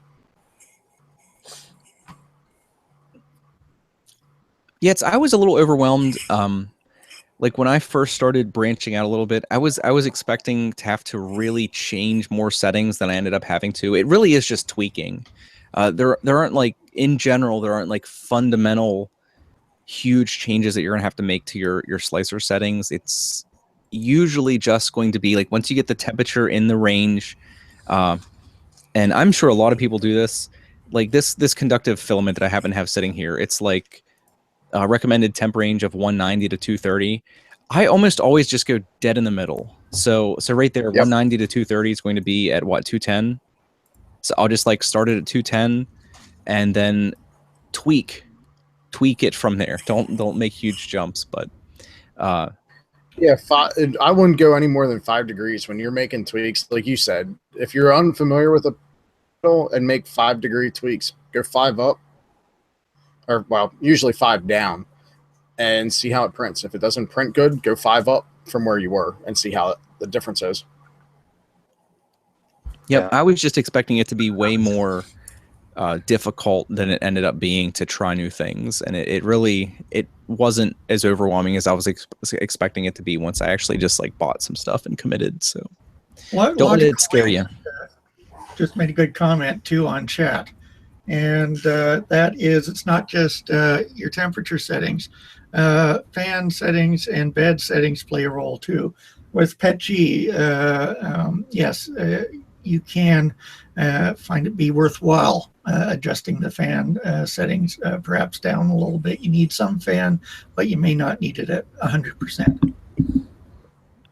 Yep, it was something I was like oblivious to.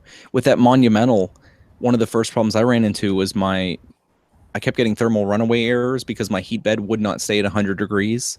It's because I had my cooling fan at 100%. So it was like blowing air back across the heat bed and it wouldn't let it stay at temp.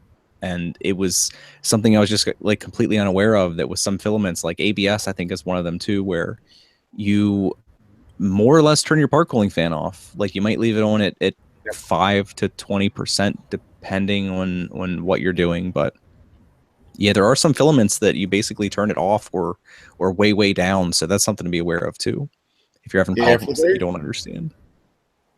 For those of you who have a part cooling fan and really haven't ever changed your settings, chances are, on a limb and say, chances are you're probably using the preset ABS and PLA settings in your slicer. Most of the slicers, the part fan is turned off for the ABS preset. You probably don't have that issue with ABS necessarily, but it is definitely something to be aware of. Yeah, because I actually had better results like with ABS. I had better results with the fan at like 7 to 10% as opposed to off. Which again, it's tweaking. It's minor tweaks. Like you don't want to go in and make huge changes. PETG is the same way too. With PETG, if you want a strong part, you turn your fan off. If you want a detailed part, you use your fan like you would with PLA, but you start it around the 5th or 6th layer instead of right on the bed. Yep. Just while I have it up here, slightly off topic, but you know, this is the original Prusa control software. In some of the chats, people mistaken that they're giving you control. No, the whole idea is Prusa is control behind the scenes, all the settings. You just do what you need to. I just want to show off this color change. This is how easy it is, and that conductive filament would be a great way to work with it. I've sliced it. Now you just come up to where you want the color change to be, hit plus, you're done. You want to put another one in? Pretty damn cool, man. You can't get much simpler than that. And then, so when you generate this, it will just put push the bed to the back, raise the nozzle up, and eject the filament. You put your new filament in, and it will, once you're happy with the clarity of the filament being extruded out, you hit resume and you continue on. It's dead simple. Did they integrate the variable layer height into the Prusa control, or is that still like slicer only? I believe that's slicer only. Now, this is a beta copy. If they get that in there, that's most of my needs met for basic slicing. Yeah, well, I did the horse in this software. I printed it.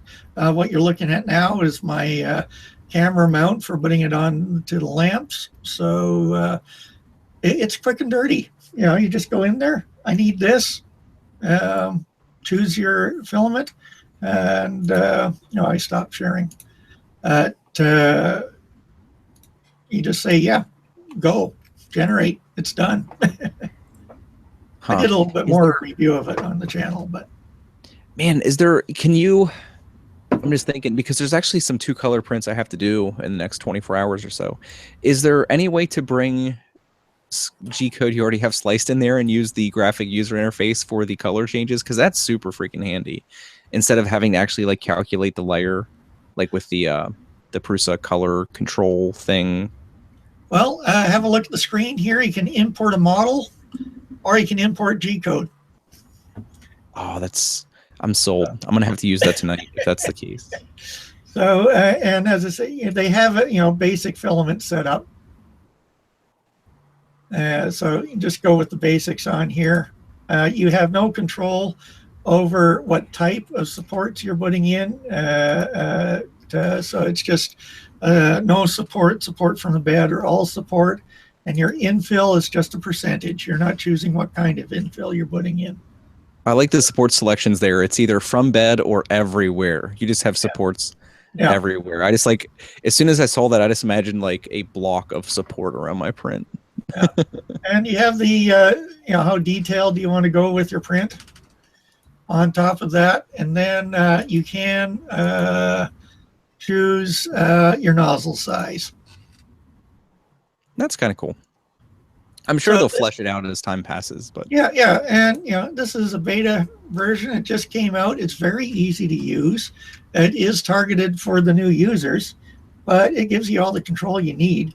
You can scale things. My nightmare has been trying to scale things to a specific height, and I find that a challenge, because it turned out that my horse that I printed a few of them out.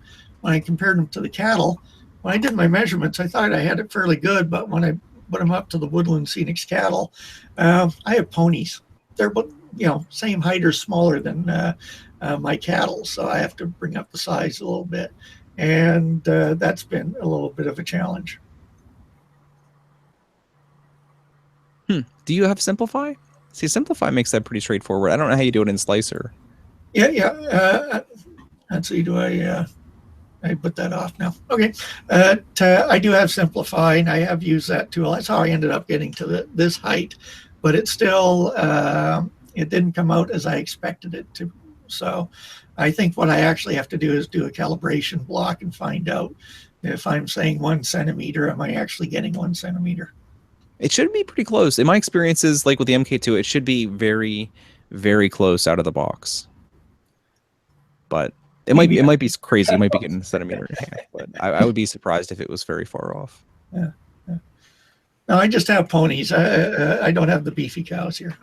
I have Canadian cows. They're pretty big. Canadian cows? Here, Matt, you're good. I don't know what you're trying to do. Hopefully nothing nefarious, but you're good to go.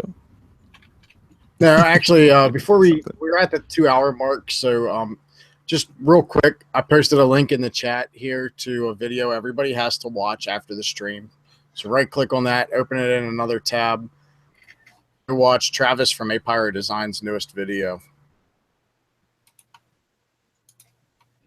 Oh God, I'll have to watch that. Yeah, I have it. Probably open the most interesting Patreon reward I've seen. It was worth it too. That's funny. So, for anybody who doesn't know, Travis and Heather from A Priority Designs, not to hijack the conversation, but their Patreon, they had a $250 goal that if they got to $250 a month, Travis would release a supposed video of him trying out or singing for American Idol. And they hit their goal in the last, they actually hit it like a week ago or something. But he just got around to posting the link, I guess, last night to Patreon and then today publicly. You go check that out. Next week, we're going to have next stream, we're going to have a poll to see whether his boogie dance or this. And I'm trying to convince him to do both, to record a new American Idol video and do the boogie dance all at the same time. I was gonna say, yeah, we need we need to do both. Whoa. Hey, Joel's in the house. Hey. Kicking the door in there. Yeah. Hey Joel, thanks for that.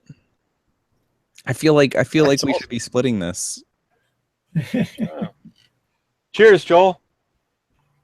Yeah, thanks, Joel. That's a heck of a way to say hi. We're at the 2-hour mark where we all get a little loose. Yeah. Because there was some bone talk earlier that I held my tongue on. The time has come. Indeed. Yeah. I wonder if Charlie would like one of those. Maybe.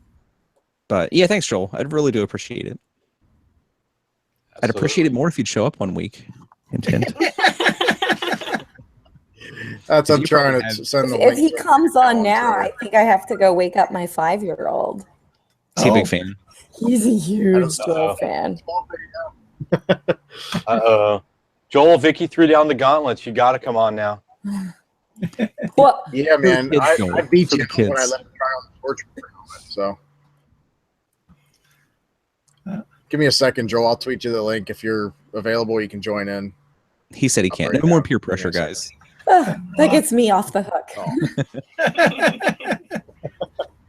No, Joel's. I mean, who doesn't know Joel and how entertaining he is?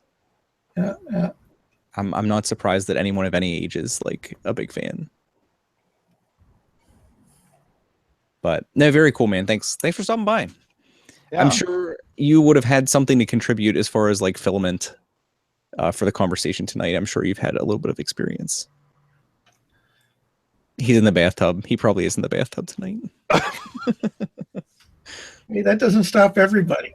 That's true. But yeah, if we were done, like I said, anybody have anyone else or anything else to add for filament? If not, I did want to talk a little bit about how some of us can reach out to our local communities. I know that's something that doesn't get discussed a whole lot. Personally, I've been doing some preparations to reach out to some of the schools in my area, and my ideas were, I don't know what anyone's opinions are. One of the things that I've wanted to get involved with since I've owned a 3D printer were some of the programs that help provide prosthetic limbs for kids. I don't know if any of you have seen those programs. They are amazing. And it's something that really all of us can participate in. I mean, if you're even remotely competent with your printer, you're likely able to produce some of these prosthetic hands and stuff to donate to kids that can't afford them otherwise. But my idea was to use that as a thing that like the local schools here could focus on, because it would not only like expose kids to 3D printing technology, but I think that's one of those things, like if the local community would hear about it, they would potentially just throw money at it, which would be fantastic. I think that would help everyone. I think it would be great for the kids. I think it'd be great for the schools, because I know like the schools in our area, like their budgets are just stressed beyond belief all the time. I know that's like pretty common. But I love that idea, because I know here the Lions Club, they're in works of buying their second printer for a youth center, and to tie it into a project like that, I hadn't made that connection, but that's great. I'm meeting with them next week, so I'll bring it up. To me, it just seemed like a great marriage of like, obviously the prosthetic program in itself is worth being involved in, and I'd actually like to I'm in the process of getting everything organized. But I'd really like having multiple printers. In my ideal world, like one of my printers, at least one of my printers would essentially exist for no other reason than to print some of that stuff. It's just something I've wanted to do since I've had a printer.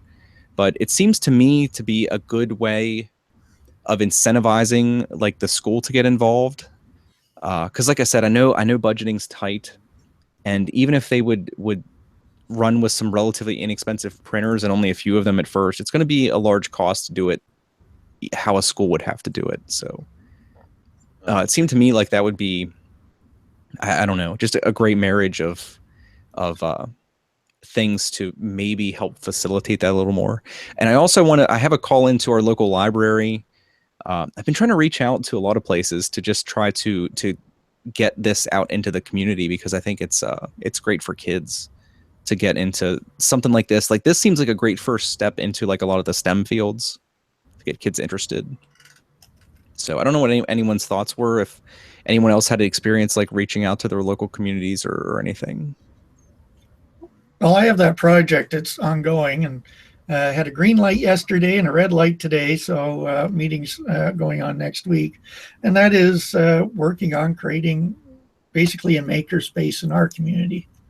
And that's actually through employment services, as they're looking at it for especially youth coming out of high school, unemployed at this point in time, getting them exposure to some of the emerging technologies for manufacturing.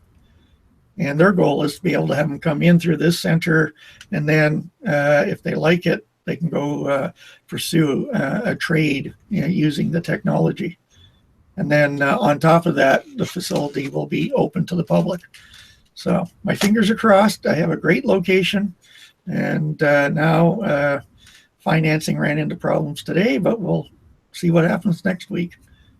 But yeah, getting up the public access to the technology, just showing people what you can do. They don't understand how it works. So the key thing is to be able to have a printer there and show what's going on. That would definitely be cool. See, like a makerspace for my area is just, I mean, unless there'd be some like angel donor that just wanted to kind of throw money at it, it's just realistically never going to happen here. Our town's not big enough. I mean, I could be wrong. I could always be wrong, but I just don't foresee that happening. Well, our community's small. Our population's at 6,000. Oh, so you're even small compared to my town. Holy crap. So yeah, maybe there's more hope than I'm giving it credit for. We have 2,000 in our town, but we are surrounded by Washington. We're close to Washington, D.C. We're in the middle of the mountains. I've also thought about with like this. How many of your local schools have like shop classes still? Shop. I feel like I was going to raise my hand. That seems stupid in retrospect now. But yeah, our school has a shop class. It would be neat if there was a way. Oh, you go. Oops, sorry, Vicky. No, you go. It would be neat. Like, so our local school districts here, most of them have a metal shop, a wood shop. Quite a few of the ones that aren't in York City have small engines and welding shop classes. It would be neat if somehow, and I'm sure it's more liability than anything, but it would be schools could open like a after school hours shop, makerspace, basically. Charge a membership fee to help fund the center and everything, and run it like a typical makerspace, where you still have to be trained on the tools before you can actually use that piece of equipment. Make it more useful, and a lot of schools still have shop. Yeah, because I was worried at first about like what they might think about like safety concerns, because you can burn yourself with a printer, obviously. But then it struck me like we still have table saws and stuff in our high school, and they're like infinitely more dangerous than a 3D printer is. I mean, as far as like the actual injuries you can receive. So yeah, I mean, my metal shop, we had a full operating foundry in the metal shop, so we were melting down aluminum and brass, and I think we could melt down brass, bronze, aluminum, some of your lighter metals, I think up to like copper. That thing would get hot enough, and here they were letting a bunch of 14 to 18-year-olds foundry. I mean, so to some extent, you would think to bring in the adults from the community into more of a maker space to work with the kids, you'd almost be less concerned about the safety there than year-old kids that you're letting play with the foundry. Yeah, I think Earl had a good comment too. Is one thing to turn the kids on is printing robotics for kids, and I guess even for themselves. I think would be very appropriate for like the high school level, and like surely there's some interest there for like simple circuitry, like doing some Arduinos or some like basic programming for some little like robotics or mechanical arms or just anything like that. I think there's just so much opportunity for schools with this technology to give them like robotics. If they would have a 3D printing department that could essentially provide them with some of the things that they would need for that would open robotics up to them at a significantly lower cost than if they were just like buying stuff to try to have like a robotics program of some kind. So I think there's some strings that need pulled for sure, but it's something I'm really, really, really interested in pursuing, and just wanted to get some feedback from people. So I guess I feel a little spoiled over here. I think in my area, a number of the schools already have 3D printers. We have the 3D printers in the libraries. I'm near a bunch of maker spaces. But maybe the takeaway here is that it can be done, like the schools have thought about that liability issue and they've, like worked through it. I also would recommend a gentleman named Josh from Design Make Teach. He works very closely with 3D printing and education, and you can find him on Twitter at Design Make Teach. So he may be able to give you advice and counsel as you're moving forward with doing this in your local area. Yeah, I'll have to get. If you wouldn't mind sending me that at some point, I would love Sure. to have that. But yeah, there just seems to be so much opportunity there.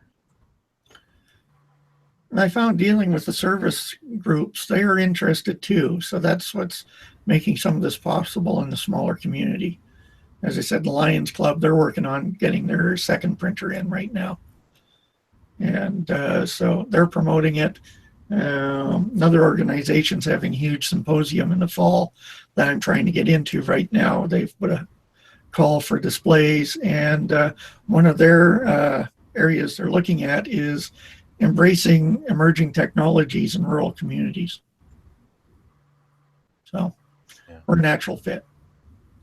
One thing along these lines that an idea that I've been tossing around trying to get out there and haven't had the opportunity to talk with any of the filament well, I take that back. I talked with all professional 3D, but unfortunately they're defunct now. Haven't had a chance to take it to any of the other filament manufacturers yet. But I would love to see the filament manufacturers get started on a program to take and collect our reclaimed prints and the community's reclaimed prints, either by maybe dropping them off at local maker spaces or mailing them back or something, and having them grind them down. Not pretty or anything, but to be able to grind the PLA with the PLA and the ABS with the ABS, and basically just throw out some recycled filament that can be tossed back to the schools and the education spaces at either free or at a very, very low cost that should be, adequate for learning. So if there's any filament manufacturers watching, that's definitely somewhere that you guys could help. That probably, wouldn't be that far out of your wheelhouse. Yeah, that would be interesting. Or depending on how much it would cost to do something like that, it'd be interesting for the schools themselves maybe to do that, so their program could be a little bit more self-sufficient, where it might not be filament that's a quality that you'd want to print something you're selling, but as far as like learning purposes, it might reduce their costs in the long run. Right. Because I don't know, I've heard a lot of people talk about like reclaiming prints and filament and stuff, but I've never actually spent even an instant of time looking into what's involved. So I actually don't know. It depends what you want to put out. I've looked into it a little bit, but not extensively. I mean, theory says in simplest form, it's a matter of throwing your parts through a shredder or a blender to grind them back up into pellets, drying them out, and then running them through a fill extruder. But I mean, the reality is there's a little bit more complexity because of the colorant and other stuff in there. I think they have to bleach it and do a few other things. But I'm not an expert, but I know it can be done. And I imagine it can be done a lot cheaper than the cost of raw pellets. Again, colorant or not, they don't need colorant in a school as long as it could be safely done at half the cost. No way. I think I see Tessa joining us. Just thinking too. Oh my Hello. gosh. Can you see me? I can see your logo. Oh, I can hear you and see your trying to logo. fix this. Why isn't it using my camera? We hear you. Oh, that's a good thing. That's always good. Often no one can hear me because I've accidentally pushed the mute button.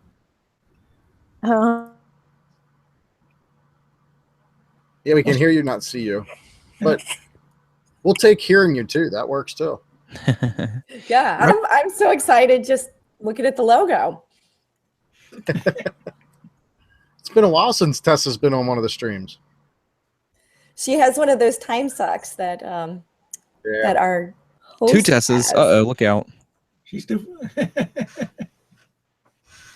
Is it there are two of me now? I don't I've always understand asked you where what's going Sparky Faces 1 through 4 are. I think we on. found one of them. Yeah. I There's don't Sparky know who Face they are. 5 and Sparky Face 55. Ooh, just Sparky Face 5. No, we see 55. Oh, really? Oh, gosh. Well, because There's 55? Well, there's a 5 and a 5. I see, yeah. Wow. Waka waka. Repcord in chat had a very legitimate comment. It's one of the reasons that I want to be prepared before I really approach the schools and reach out was the real challenge in education is the resources to maintain the equipment. Because I'd hate to see them try to start a program and then it just like fail under the weight of the financial burden that it might create. Yeah, it's one of my worries. Because it's not an easy thing to do, right? I don't think. I'd like to be able to go to the local schools and say, look, I know you, like our local school district that I live in the school district for, they have 3D printers for their graphics designs class, and the kids, from my understanding, don't use them that much because about them than the instructors do. I'd like to be able to go to the schools and say, look, it's not gonna, I won't be able to do it during school hours, but I will help troubleshoot your bigger problems with the printer. When things aren't working, you don't know what to do, call me. I met a teacher down at Nova. You guys reminded me, I need to contact her. She was working on printing into her curriculum like big time. That most of what they were going to do was going to somehow be 3D printing, have 3D printing integrated into the lesson. And I wanted to talk to her about, the issues that she faced. Number one, convincing the school that this is what they need to do. Now, like Vicky said, down in that area is the whole maker movement.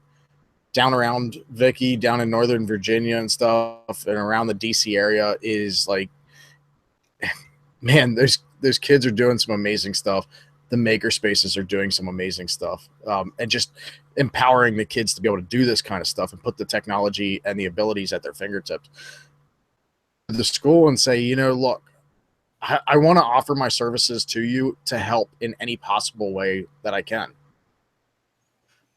But I've kind of reached out a little bit. When I first got my printer, I was in, for those of you in the States, I'm not sure, like, for you guys in Canada, if you guys have something like FFA, the used to be Future Farmers of America, but it's like the agricultural club in school.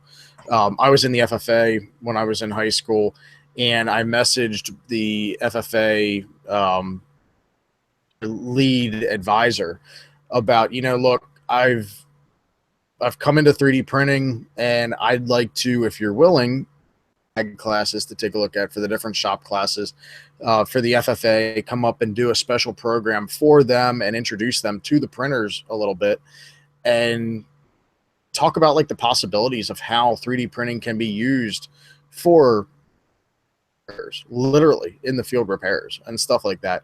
Unfortunately, I haven't gotten too much response from the schools, but like that's want to see the kids be able to use this stuff. It almost defeats the purpose if they go through the bother of setting this stuff up and then don't actually let the kids use it. I mean, the kids can still learn some things, but man, doing it in like a non-hands-on way, I mean, you're not utilizing the potential that you have there, in my opinion, like at all. It happens a lot where the teachers don't actually know what to do. The teachers don't have the experience to go into the CAD or to go into the 3D printing and talk about the do's and the don'ts and the cans and the cannots of the system, and they feel intimidated by it to teach the students, and it sort of gets left in the room for some year 10 who loves it will come to grips with it, but everybody else sort of falls to the wayside, which is unfortunate. While I was going through high school, they were installing smart boards in all the classrooms, which was basically a giant touchscreen projector system thing. And half the time they just sat there doing nothing because none of the teachers knew how to run it. Most of the time they would accidentally draw on them in whiteboard marker because it was just another whiteboard, right? So yeah, that is a problem with introducing technology in the schools, is you got to have teachers who know what they're doing. I can report that the smartboard is live and well at my son's kindergarten class. They use it all the time now. I mean, it's been adopted. One thing that Fairfax County Public Libraries did, they started to introduce 3D programs, 3D printing into their branches, is before they even did that, they would have their librarians come to an all-day 3D printing class where they did 3D modeling with Tinkercad, and then they would actually like print their object that day. So it was a whole day class to empower them to go back and start making their own programs for the branches for the people that they were serving. So yeah, just getting that comfort level there and getting people to be afraid of not being afraid of failure, because that's going to happen with 3D printing. Oh, what is that's the big thing. I am eating chicken casserole, country style, delicious awesomeness. I'm multitasking by hanging out here and eating lunch because we don't know how long little man's going to be happy. Yeah. Your stream just went offline too, right? Yeah, that's right. So I do a stream it's Friday night in the US, it's Saturday morning over here in Australia. And I do on Twitch, I do ZBrush. You should be able to see it now. I do ZBrush sculpts, and so this is a picture that I drew last year of just a strawberry owl. Don't ask me why. I just drew it, and this is the progress that we've made today in the stream, and so that's fun. People come in and we talk in the chat, and we just slowly get around and work things out and try new things in the program, and yeah. So unfortunately, it does cross over with this stream, but it's the only time I have. Sorry, we're stepping on each other's toes. I got to say there, your picture and your model are absolutely equal parts weird and awesome. Thank you. Like my brain. Weird and awesome. Yeah, that's cool. But now, talking about the schools, they're definitely, I'm just worried about, like, they have such a unique situation. Because like the fancy, what are they called? The touch boards, I forget the name. Man, I'm sounding like an idiot here. Smartboard. The smart boards. They the schools in general, especially ours, I think they just went through a round of like buying basically tablets. They just bought like a ton of tablets, and they had kind of a bad experience with that because I think there's schools want technology, but then they end up like throwing a bunch of money at stuff, and sometimes it doesn't work out great because it's not done in the right way. Like you were mentioning the smart boards, there probably should have been a little bit more training integrated with the introduction of those. So because it is my town and I don't want anything bad like that to happen, like I have reservations about like the way I approach it and try to like sell that idea to them, I guess would be the way of saying it. If you're thinking of out to the public through the library, maybe putting on an evening course, there is a podcast, 3D Printing Today, and their episode, I think it was episode 188, because I think I just finished it. They talked about their suggestions for putting on a course like that, some of the do's and don'ts, and some good ideas in there. That's cool. If you can link that into the chat, that would be greatly appreciated. I know I actually expected that Joel had popped in and left, but it seems he's still here. I don't know, Joel, did you happen to have any input, like any advice or experience? I know it's tougher typing than talking, but I know you probably more than anyone here has been involved in like outreach, just in a general sense. I didn't know if you had any like advice or thoughts or opinions on the matter.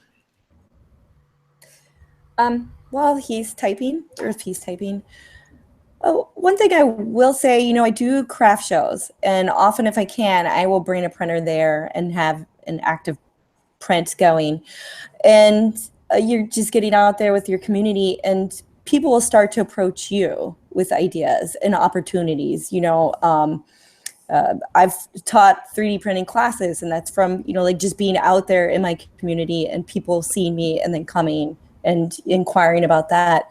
So that is something, if you're hitting roadblocks with the school, is maybe just get yourself out there in the community. Maybe you have like a 4th of July parade or some kind of event, and you can set up a little booth and just answer questions and show people what can be done. I recently found out. Sorry, you go, Nilla. Oh, just real quick. I recently found out that in our town, literally anybody can be in a parade. It's $50. If you want to go and blow a kazoo and walk down our main street, you can for $50. My family's lumber company just recently got a humongous tree, and they didn't find out until like the day after the parade that they actually could have just driven it down because people were interested. But we had before discussed the battery operated backpack printer, where you basically would just have like a battery pack, and you could use, or like a UPS, an uninterruptible power supply, because a lot of those will run a printer for a little while. But to get the word out there, I could go on the parade with like the Trinus strapped to my chest and just like walk down there with the 100% mobile 3D printer. That's cool. Just make yourself a 3D printing parade for $50. That's great. Make floats and all sorts of things. Yeah, people would just be confused about what they were seeing, though, I think. Yeah, I think so. I was at a friend of mine is a teacher at a high school, and I went to his parent open day, and I stood next to a 3D printer. It's not even mine.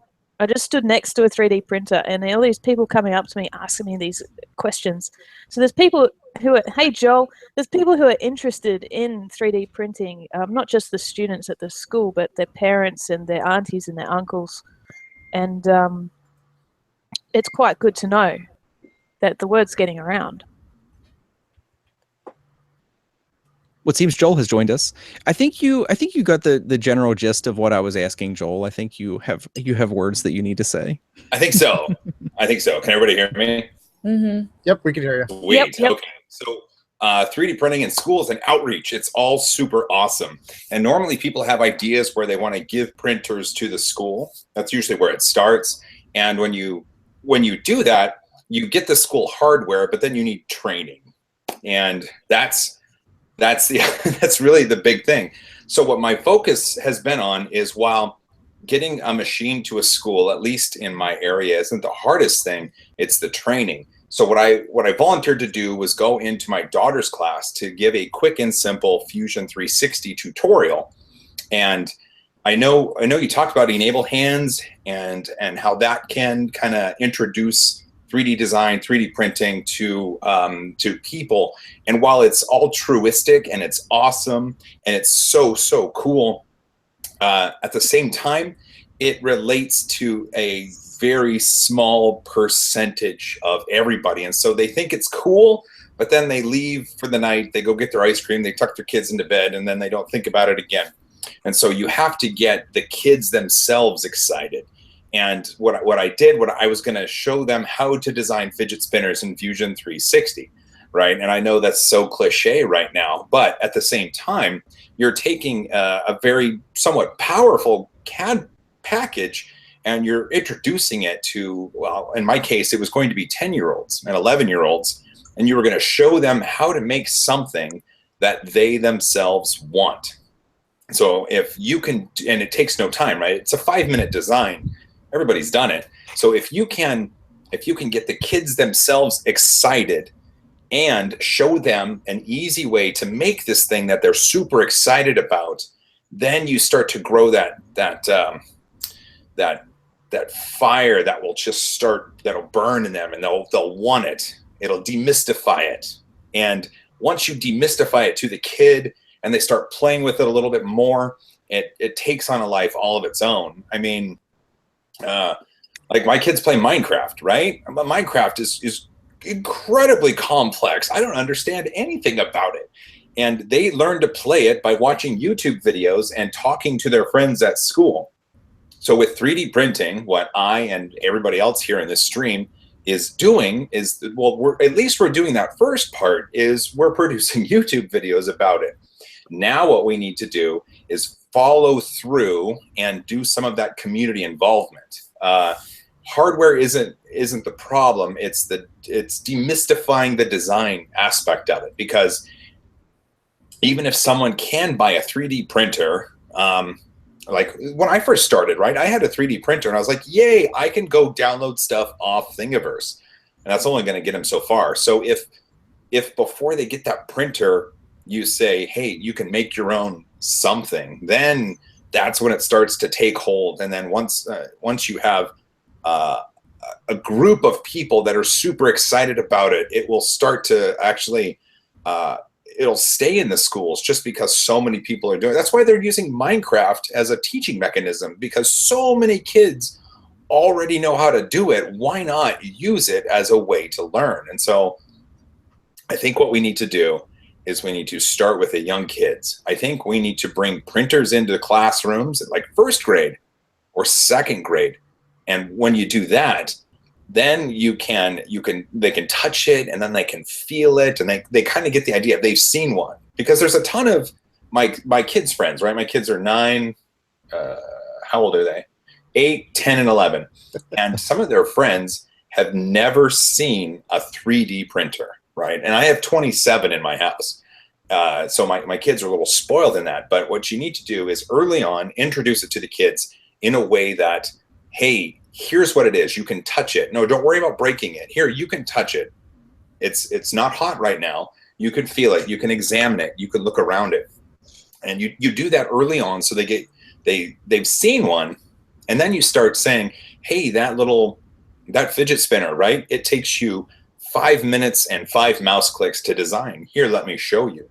And they start to get that. There's that repetition, and then there's that thing that they want. And then if all their friends are doing it, they're going to do it. And that's how we're going to get the next generation to carry the torch further and to captain this technology on, into the next era, so to speak. Oh, I totally agree. It like there's different groups of people that it needs sold to. Like selling the kids, I think, is like you said, if you take like a 7-year-old and have them make their own fidget spinner, and they go to like their next class and show the kids and tell them that they made that, it's done. Like your job is done. Like they're going to be all about 3D printing for the rest of their lives. Speaking of young children in 3D printing and people who have low skill level to begin with, do you remember 3D Block Zoo from the end of last year? Yep. I remember. I just got super excited because Joel was saying, yeah, we need to introduce it to young kids. And I was like, oh yeah, this is perfect. This is perfect. I typed in 3D Block Zoo into Google, and I'm happy to say there's actually results here. in the Google Images. Wow. And it made me so happy. I mean, no, it's only the top few, but they're the top ones too. How cool is that? Yeah. No, that's super cool. That's why I said, I think once you get it in the hands of kids, you're done. Like you like, that's actually, I think, the easy part. The hard part to me is actually getting the schools on board. And again, Yeah, Joel, it's you might have getting more experience with that, but that's why, because I'm like, I certainly wasn't saying that like the limbs was like the only approach. I just, as far as like getting the community behind it, because like in my community already, like especially like the middle and high school, like if you go tell teachers like, hey, let's get all the kids to make their own fidget spinners, they're not going to be super excited. But I think when you're dealing with the kids, that's fantastic. To me, that was just like potentially, and again, it was just more like thinking out loud than something that's set in stone, but that was an idea for me to maybe get my foot in the door to warm them to the technology and having, maybe helping them. Because you're absolutely right. It is just like group altruism, which gets some people right in the feels and other people just kind of roll their eyes. But I just saw that as potentially a way for them to maybe see some of the value. Because to me, and I'm sure you're on board with that too, Joel, is like, the inherent value of learning the technology is more than enough to justify exposing kids to it, especially at like a very young age. Because if you teach a 4 to 5 year old that they can make things, that you can produce things that you want yourself, you don't need to go buy everything. That to me is like incredibly powerful, like just that concept to get in their heads. And I think once it's in there, it's not coming out. Never, ever. Yeah. Vicky, Yeah, I have a 5-year-old, and he will tell his kindergartner friends like, "Oh, you want something like that? We can make this. We can make it." What I think there's two sides of it, and I think Joel touched on the main part, but part of it is like Joel said, it's getting the kids excited, and that's partly the easy part. I mean, ooh, shiny, the kids get excited. It's something new and fun when you show them something like a fidget spinner. The second side of it is getting all the bureaucrats and the people that, well, I don't know, now I got to buy more paper, thinking in traditional IT terms. Now I got to buy more paper for the copier. Now I got more electrical to use. How much does it cost me to maintain these? That's the hurdle that concerns me. That's part of the hurdle there too. However, back to what Joel said though, if you sell those kids right, you get the Veruca Salt effect, and it doesn't matter what the bureaucrats want. Those kids are going to be, I want it, Daddy. I want it now. And they're going to win. It's good. In order for everything to work in the educational environment, especially not in every community, but in a lot of the communities, what we need to do is not let those roadblocks get in the way. So if you get an educator that says, oh, you mean I have to continually replace the filament, then what you do is you find a company and you say, no, don't worry, I will sponsor your filament. If they say, oh, what about electricity? It's like, no, don't worry. Here are the papers. It doesn't require much electricity at all. Or it's like, oh, it's dangerous. That's like, no, don't worry. I'm making a commitment. 1 day a week, I will be in the classroom and I will teach these kids how to use it properly. Oh, well, what about support after hours? No, don't worry. I and my colleagues have a ton of different videos online that teach them beyond what I can teach them exactly what to do. Oh, but what about that content too? Once something like that was started, I mean, because I think most of us do content that's suitable for most people. But if schools would really start to get into this, I mean, you could really cater content to them that would be palatable for someone who knows absolutely literally nothing and has reservations about interacting with the equipment. Absolutely. Which I think would be a powerful thing to help sell it would just be like a package that would all help sell every other part of the package. One of the other components that's needed is some rock solid printers. That's what I was going to ask. I mean, Joel, do you have any insight into what you think? Like, say you do have a school, like they're like, we're absolutely on board. We have just for the sake of conversation, we have infinite budget. Like, what would you suggest that they put in their facilities? I think, well, if you're going to have, let's say you're going to have a printer in every classroom, then you need to get the kids into age groups. And you figure the first few years of school, you're going to have something simple, something safe, maybe even, I mean, I hate to say an XYZ machine, but like that plasticky looking XYZ machine, or just something that is easy. It maybe has a small build volume. It doesn't need a heated build plate, just something dead simple that can produce the little tchotchkes that these little kids will want. The Obsidian. What's that? The Obsidian. Yeah, sure. The Obsidian, the Trinus, any of those things, man, they're going to be great. And then you start graduating into areas where you can get maybe a CR10 or a Prusa machine or something like that, something that requires a little bit of assembly.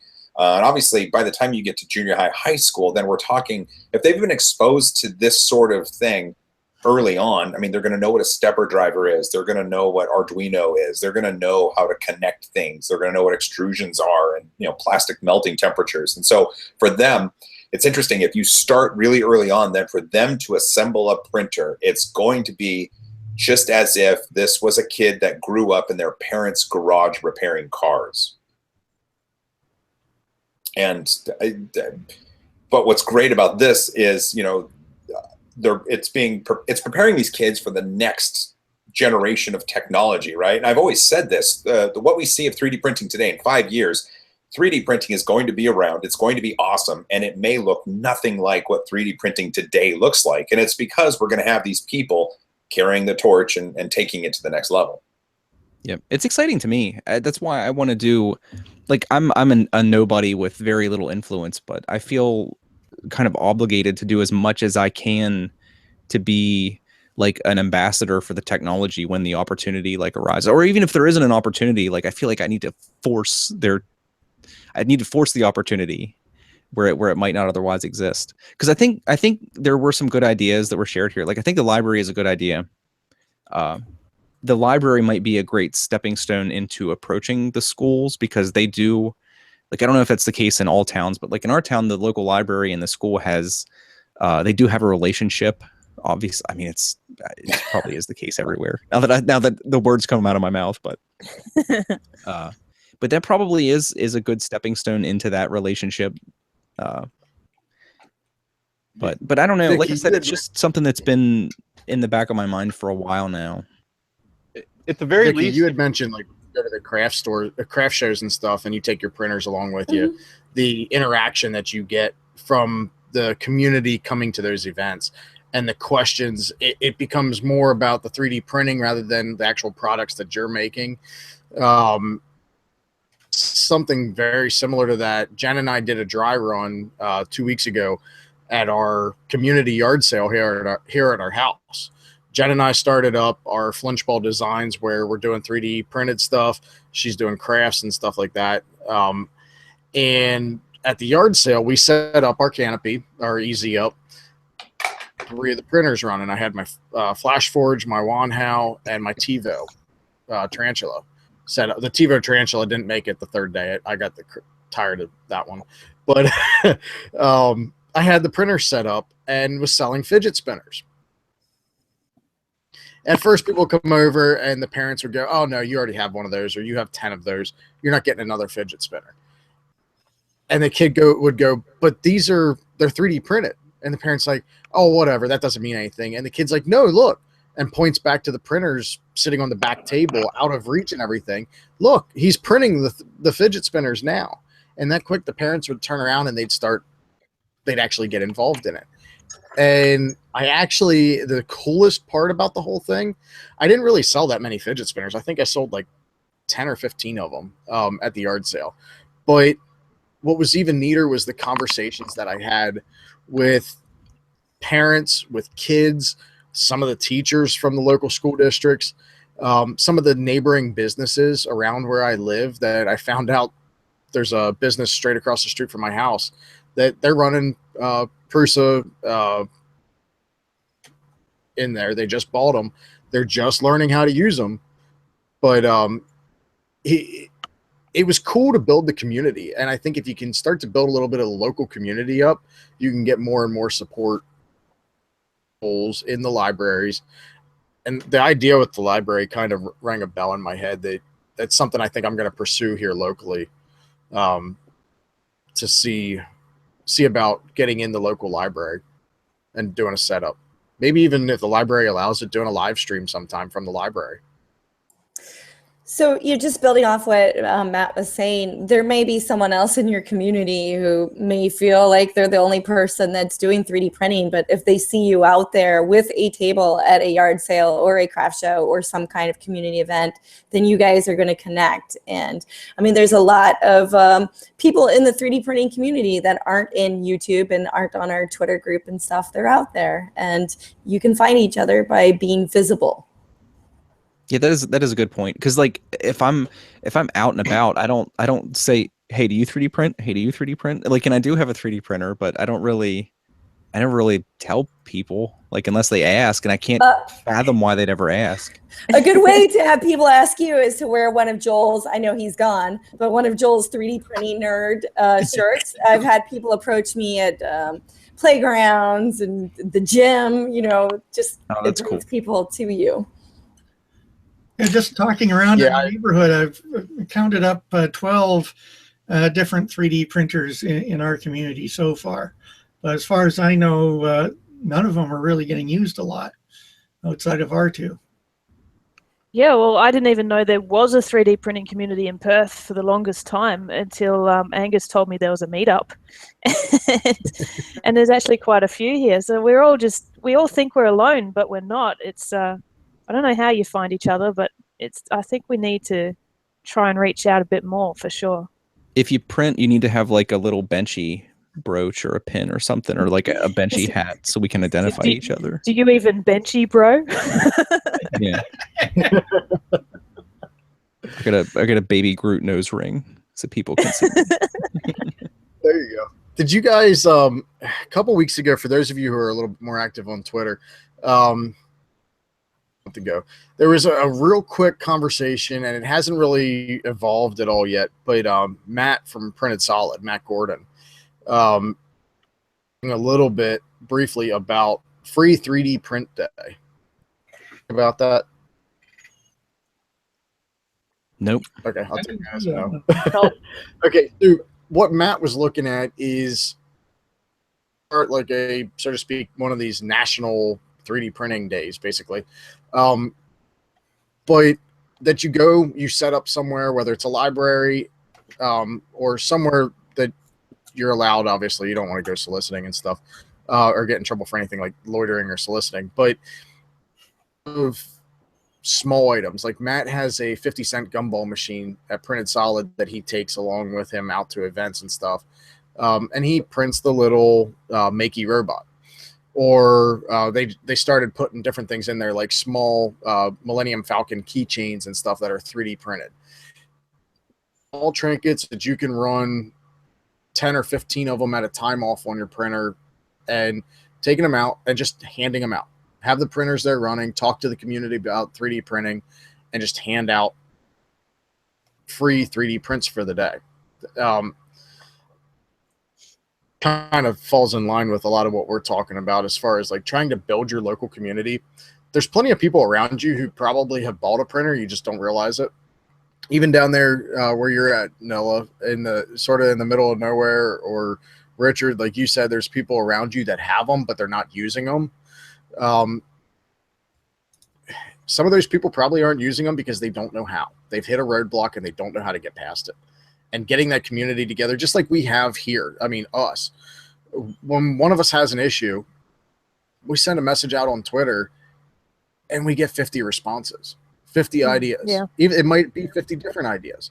We're all here for each other, and I think communities would be beneficial. And we've all created some kind of an image for ourselves of at least having some idea of what we're doing. Really? I sure hope not. Because that would just be lying on my part. Oh, I'm kind of late to the game. Can you hear, guys? Yeah, hey, Mitch. Hi. Hey. Sorry, I forgot about this stream actually. Then I had to borrow a friend's laptop. So, but Me too, and I was just wanted to hosting. I say showed hi. up at like 9:58 for the 10 o'clock stream. That's okay. It'll go on till like Saturday morning at 6 a.m. It's cool. It's already Saturday morning here, actually. Saturday afternoon here. Yeah. So you're Saturday involved morning with the for makerspace. Is that correct? Yes, I'm actually there right now. This is the conference room. Okay. It's the only quiet spot in this place. How do you reach out to the local community? We have a talk forum, a Discord forum, and we also use Discourse. Discourse forum, and then Discord is our chat client that we've switched to. We used to use Google Hangouts, but that's how we do. Oh, that's for like the members, but the actual community, we have a PR committee. The PR committee is like dedicated to doing outreach. We've done events at like schools. We've gotten high school students to basically come to the makerspace, and we teach them how to use the printer and the laser cutter. We've also done we've gone to Maker Faire events and local school events and nonprofit events. And our former president, he actually went to the White House for the one of the maker conventions out there. That's cool. Have you ever taken printers to the school? Like, I know to me, it's just one of those technologies. Like, if you just get it in front of people, it pretty much sells itself. Like, it's so interesting to most people.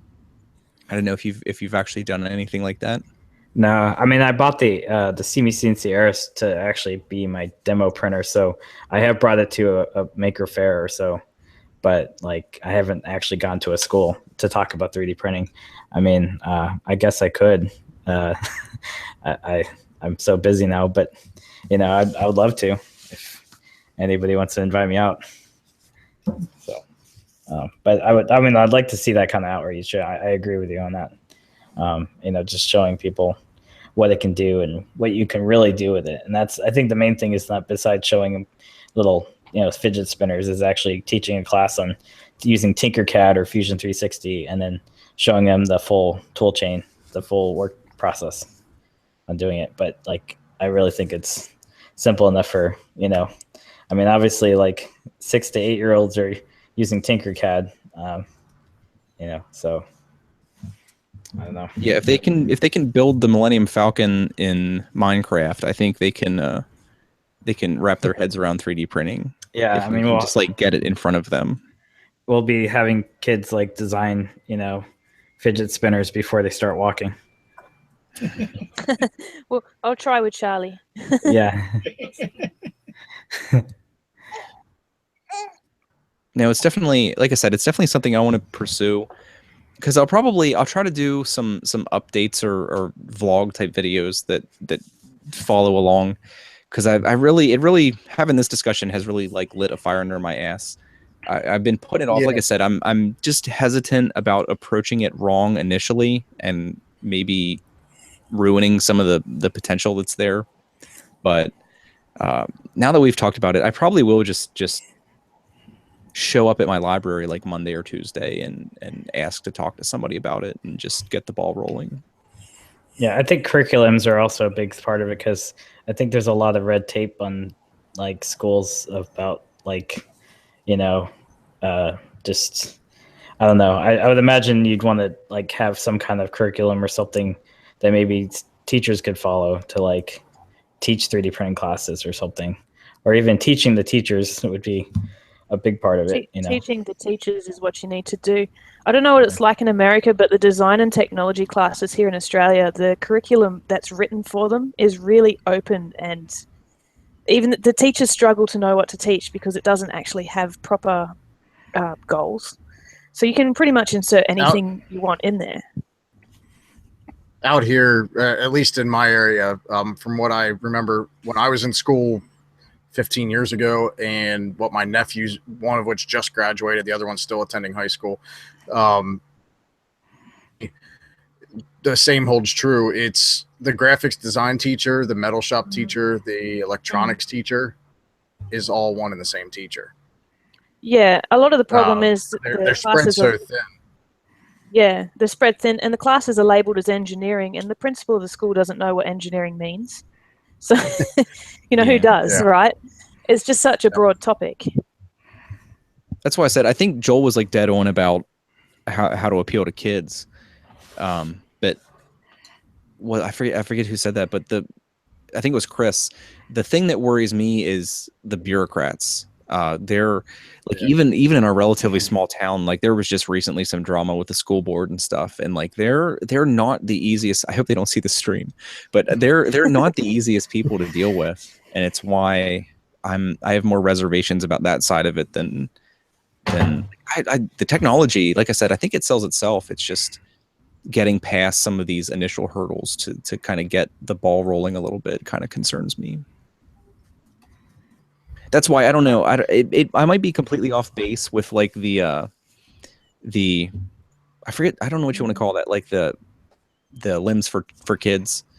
That to me just seems to be something that would really lube those initial hurdles to try to get over them a little bit. And like I said, I wonder if like starting out with the local libraries would be easier than necessarily starting with the school.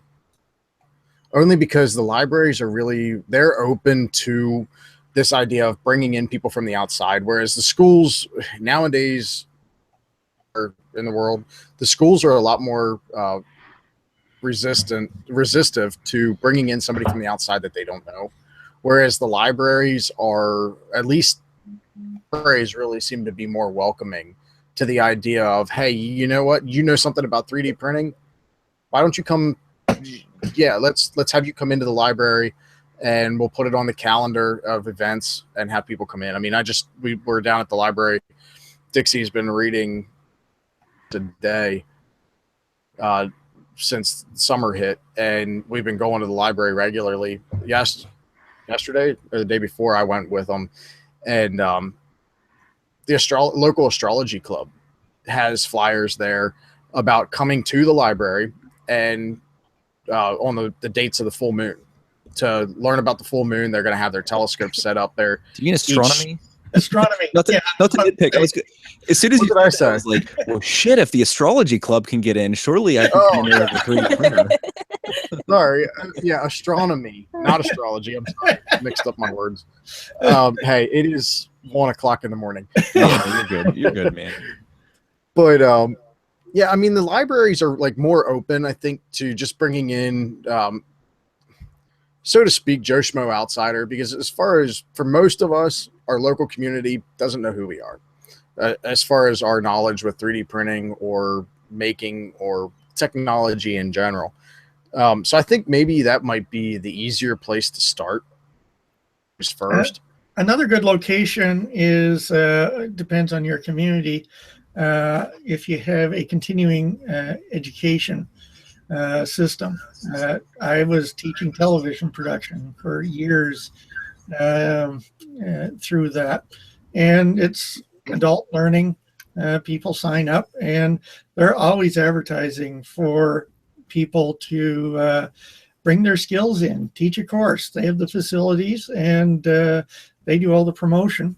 So it could be 4 nights, 10 nights. You basically set up what you need, and it becomes a very good program. And that's cool. It's a good idea.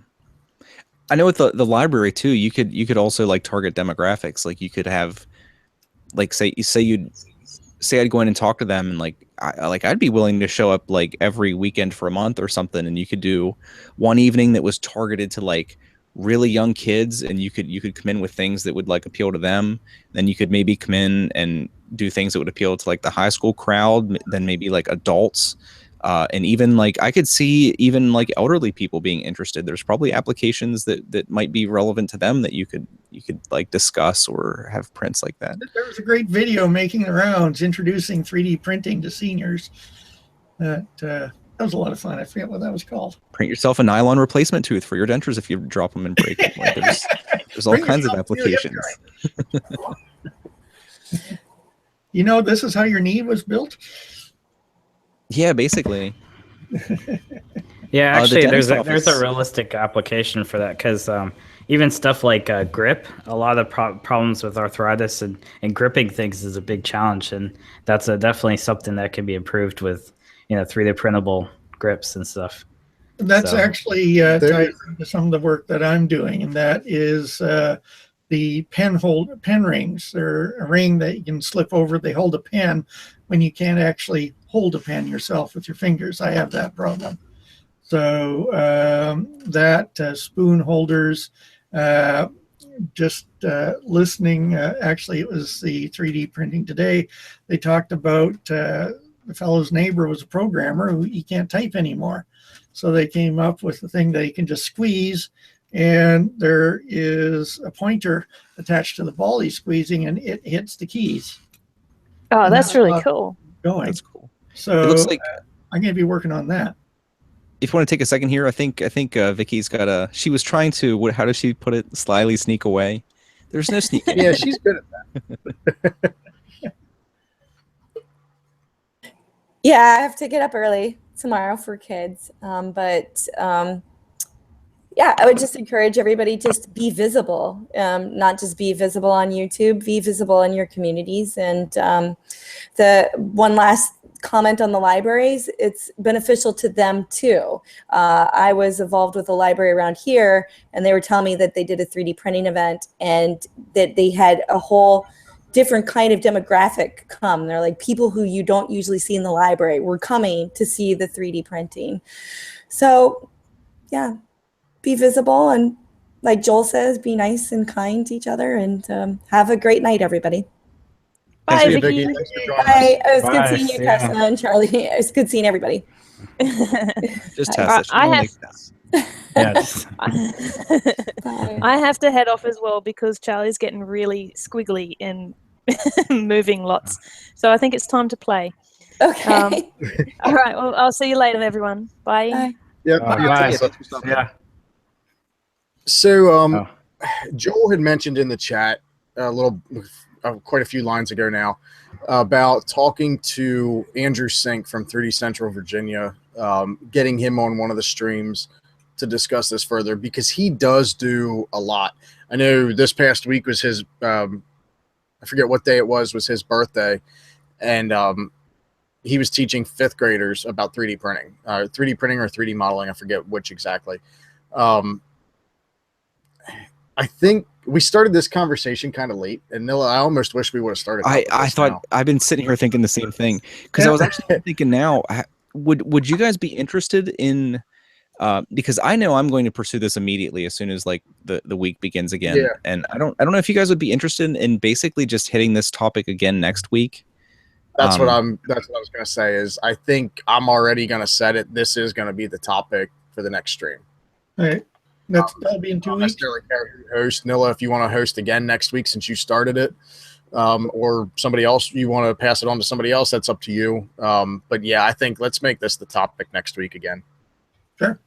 Because I think this would be relevant. There's probably a lot of people out there that are competent with their stuff. They'd feel comfortable demoing the technology, and everybody has a local library. So I think this would be relevant to more people than I was thinking it was before we had this conversation. Well, and like you said, this conversation sort of lit a fire under your butt. I mean, I do a lot of driving for work, and while I'm driving, this is sort of the stuff I kind of think about, is like, how can I make more of a reach out into the community? Because I'm all about community. I mean, that's we have the Friday 3D printing community streams because of my involvement in the community and pulling everybody together to do it. And yeah, I want to pursue it more. Maybe you and I, we can discuss our experiences trying to put a hand out there and where we've gotten so far with it. Because even if I like do some outreach here this coming week and the week after and get rejected, I think there's still a conversation to be had about that, like exactly how it goes, what can be learned from that. Because I know I actually didn't mention that, but what really, and I said I've been thinking about this stuff ever since I bought my MK2, and that's been pushing like 8 months ago, I think. Ever since I actually had the printer in hand and started to realize like the potential. What lit the mini fire? Like the actual fire's under my ass now, but what lit the mini fire was I actually had a friend contact me 2 days ago that I went to school with. He was a grade or two under me. They actually got a rescue dog. They got I think it's a retriever that's missing its hind leg from a little bit above the knee. And I'm going to be working. He's a design / engineering student. He's in I don't know exactly what he does. He designs aerospace stuff, and he's going to be designing the prosthetic and then just consulting with me a little bit for the hurdles that we might encounter for printing and manufacturing and stuff. But over the next couple weeks, we're actually going to be designing and printing a prosthetic for his dog, which again just brought all this to the forefront again. And you start asking yourself why the hell have I not pursued this? It clearly means something to me.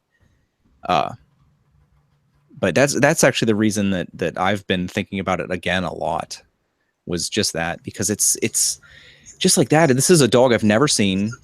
I don't even like dogs that much. I mean, dogs are nice, don't get me wrong, but the idea of having access to the sort of technology that's capable of doing those sorts of things, it just makes you ask yourself, what am I doing with this? I'm not utilizing this for all that it could be utilized for. And it's you start thinking about that stuff and education and teaching kids. It's my sister and my family are in town from Florida, and she's, I think, 15 or 16, and she's never really seen a 3D printer. And it's she was talking about that, and it's I'm not doing, again, I'm a nobody, but I'm not doing my job. I'm not being an ambassador for this technology that I think I could be with a little bit more effort. So yeah, it's not just even seeing 3D printers. I'm running into a lot of people who've never seen a 3D print, period. Yep. Yeah, the selling 3D printed fidget spinners has kind of introduced me to a lot of people who, yeah, that's the first thing they've ever seen that's 3D printed. That's the first interaction they've ever had with 3D printing is the fidget spinner they're buying from me. And Nilla, you'd said about when I was down there, you've seen people advertising fidget spinners as non 3D printed as if it's a feature. Yep. Yeah, it's there's a lot of exposure to be had that people haven't even come close to yet with 3D printing, let alone seeing the printers run. When I had the yard sale running, there were people, I'd turn around, people would be standing, they'd work themselves around the table that I had set up, sort of in a way that people couldn't get close to the printers. They managed to figure out how to get close to the printer so they could sit there and stare at them. And it was funny because it was the look I had on my face the first time I got my printer. It was just sitting there staring at it, watching it lay down layer by layer and trying to figure out how everything was happening. Yep. Because I know everyone that I've sold one, fidget spinners are already a conversation piece. I mean, it's becoming less so as they become more and more ubiquitous. But I've had more than one person mention to me that I've sold one to that they love that it is 3D printed because it's a conversation piece. It's something that you can just whip out and people will be oh, a fidget spinner. And be yeah, but this isn't a Walmart fidget spinner. You know what I mean? It's these little bastards are ambassadors to the technology in and of themselves, which is kind of cool. Yep.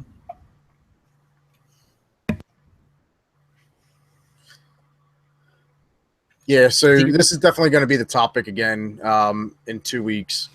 And again, for those of you guys who in the chat that haven't been around for the streams, we've switched to an every 2 week stream schedule at this point. So the next one will be 2 weeks from now, which the date will be, of course, that doesn't want to bring up my calendar. The date will be July 1st. I'm sorry, June 30th for the next stream. Which right now we're doing the 2 weeks. We've heard some outreach from people on the off week saying, hey, why aren't you guys streaming this week? The community made the choice to do the 2 weeks. So did some of the streamers. If you guys want to see us do it, what was that? I said I told you they'd regret it. They didn't know what they had until it was gone. Every single week I've got people saying, hey, why aren't you guys streaming? Or where's the stream at? Is there no stream this week? And then unfortunately that sort of trickles into the following week of, well, is there a stream this week? If you guys want us to do weekly streams or you like the bi-weekly streams, voice your opinions to us, whether it's in the chat while we're streaming or on Twitter, even the Facebook group. Almost all of us are in the Facebook group. Some of us may not be active, myself included. I'm not that active in the Facebook group, but I'm there. I see the stuff. If you have some input as far as the schedule of the streams, let us know, or even topics too. We're always looking for topics. That was part of the reason why we went to a bi-weekly schedule, but I don't know. Keep an eye on the Twitter account. If there's enough interest in the whole education and community outreach, maybe we'll try to push this and get a stream next Friday if there's enough people interested in the conversation instead of waiting 2 weeks. Which Facebook group? The 3D printing Facebook group that's got a boatload of, well, any of them really. I mean, if there's one that you guys see I'm not a member of, send me the link to it. But the main group is the one I was referring to. Was that? Yeah, CJ Printing. Does somebody want to send CJ a link to the actual stream? He didn't, like, I get that you wanted us to see your message, but yeah, thanks for the $2, CJ. Sorry, CJ, you didn't have to do it that way, but give me a second, I'll send you the link. But no, I guess, and I don't know if this is the right thing to do, but basically, let's make this a call to action to people. If you own a 3D printer, you're competent at using it, and you feel comfortable interacting with people and communicating to them, reach out to your local library or something and see if they would be willing to give you a couple hours on a weekend or something to bring your printer in if you feel comfortable doing that. And just share it with people, like show them some of the things you make and like the general gist of how the technology works. And just, I mean, like Matt was saying, you almost don't even have to speak. It's like, go hook your printer up and let it sit there and let people like stand still. The conversation will come to you. That's for sure. Yep. And then if you do that, come back here and share your experiences about it. I think that would inspire other people to do that. And I think it wouldn't take too many people of doing this to exponentially increase the number of people who are aware of what 3D printing is. And that's good for all of us. And also, even showing like low-end costing printers like the A8, just showing that it's accessible, I think is maybe a good option. I know some people don't recommend the A8 to like beginners, but just showing that, hey, this costs as much as a PlayStation, like it's accessible to everybody. I know it's a little off topic, but I was doing my plugs earlier, and I was like testing slicing settings and stuff. The two best plugs I got, the gray one's off of the MK2 and the black one's off of the A8, and they are absolutely indistinguishable as far as quality, that thing is continually blowing my mind. Just as watching this and crying. But yeah, I mean, I'm still obviously, look at all this freaking orange and gray back here. Like I'm still on Team Prusa, but yeah, the A8, I know people's experiences will vary based on their technical abilities and comfort levels, but well, I'm so happy with that printer. It's ridiculous. I think the most important thing is if somebody's going to get like the ANET A8 or a TiVo or one of the cheaper, lower cost printers that I think the most important thing is if you're going to recommend that to somebody, like especially locally, just kind of be willing to be their support a little bit. If you're willing to help them along with their printer and again do your community outreach, then it's not necessarily a bad thing to offer up a $150 printer or $200 printer. I mean, once you get the $350, you might as well be telling them about the CR10. You might as well tell them about the Wanhouse, because then you're starting to get into, and I'm saying about the CR10 without my own personal experience, just based on what the community's been saying. But with the Wanhouse, my own experience, it's a more reliable printer. Once you get $300, $350, $400, you're starting to get into some printers that are more reliable. But just that's my personal thought. If you're going to recommend something like the ANET or one of the kits, just be prepared to help that person along a little bit. Yeah, definitely. Is there somebody that can send CJ Printing a link? I can't. It won't let me DM him for some reason on Twitter. And while you're doing that, just to make life a little bit easier for some of us, I just threw together a Facebook group, F3DPCH, just like it is on Twitter. So you can come have a conversation there and find out what we're doing. I always have a hard time. Yeah, I was actually, I'm sorry. Always have a hard time weeding through all the Twitter feeds to find out what's going on.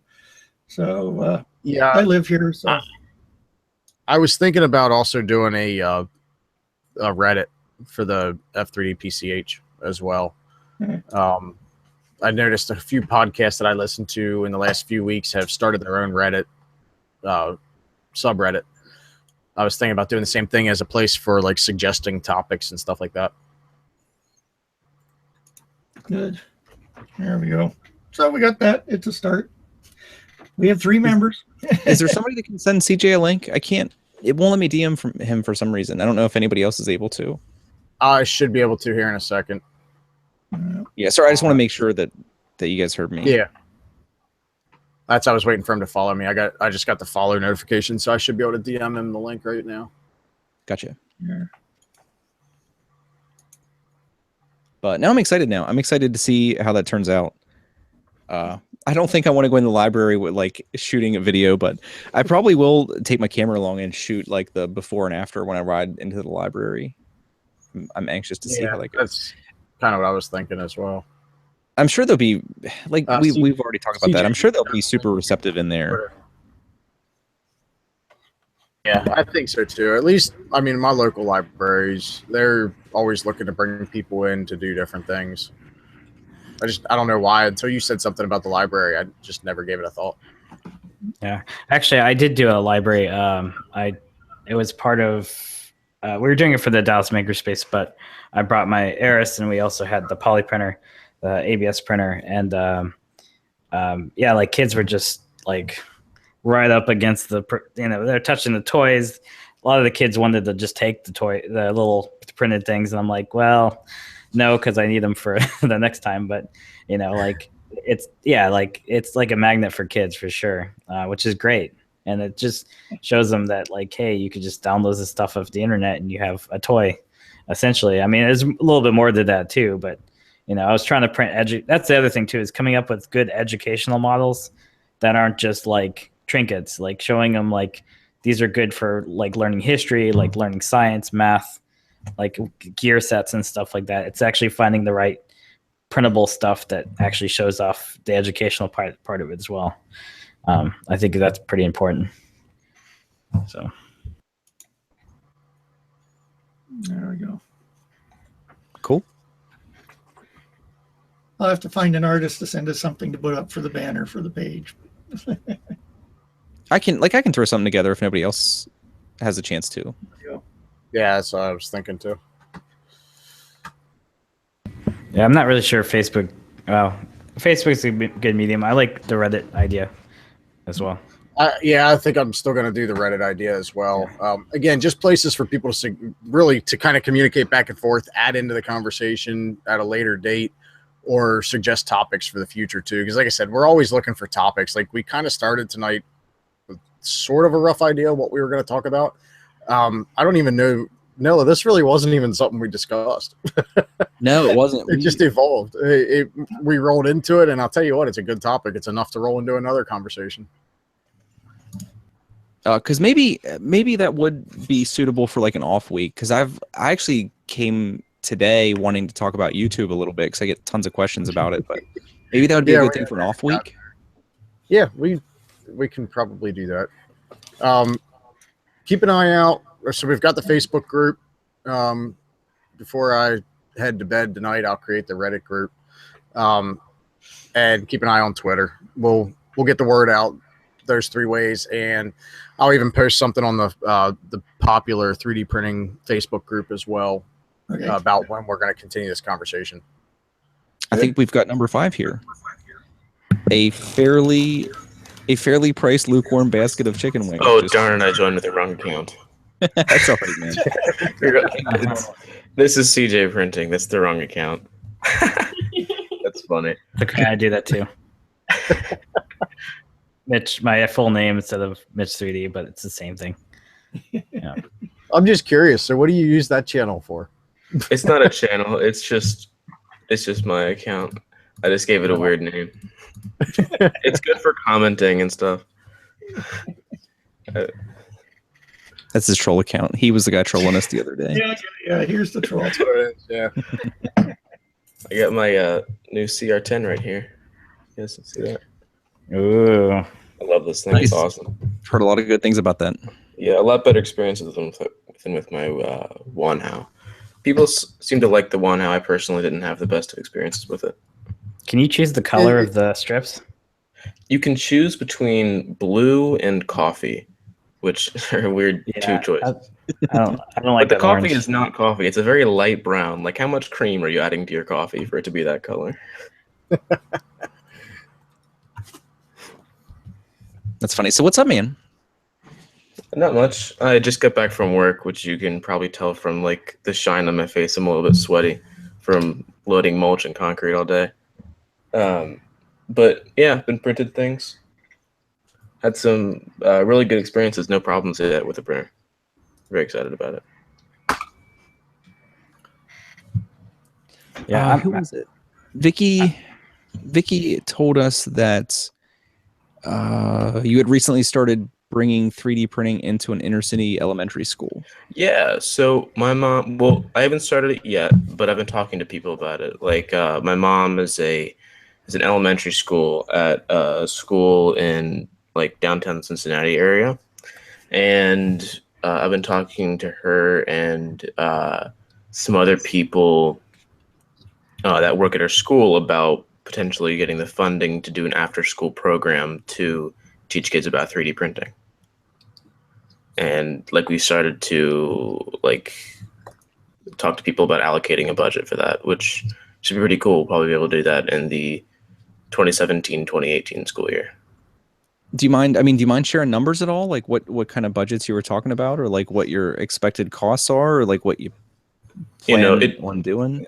It being a lower income area, like with this is a totally new thing to them. The budget probably won't be much. We haven't actually decided on a number yet, but it won't be much. It'll probably be enough for one printer, and I may have to bring in my own or something like that one over there if I can fix that and bring that in, But we're actually not sure. It's in the early stages. What was that? Have you thought about maybe reaching out to some of the printer companies, like maybe Prusa? Yeah, I was thinking about that. I was perhaps as if I establish my channel a little bit more, maybe be a little bit more on the radar, I can start talking to people about that.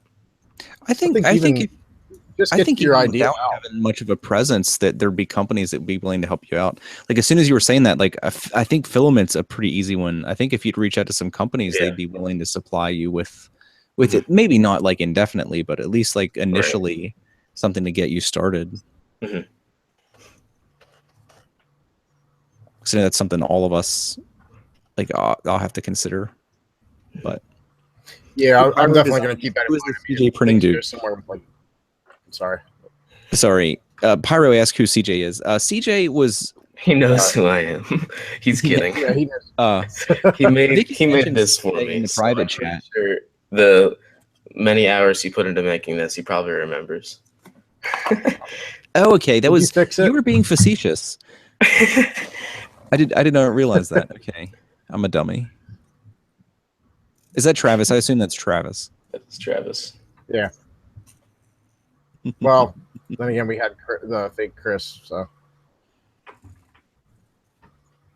Yep, it's Travis. And he's gone.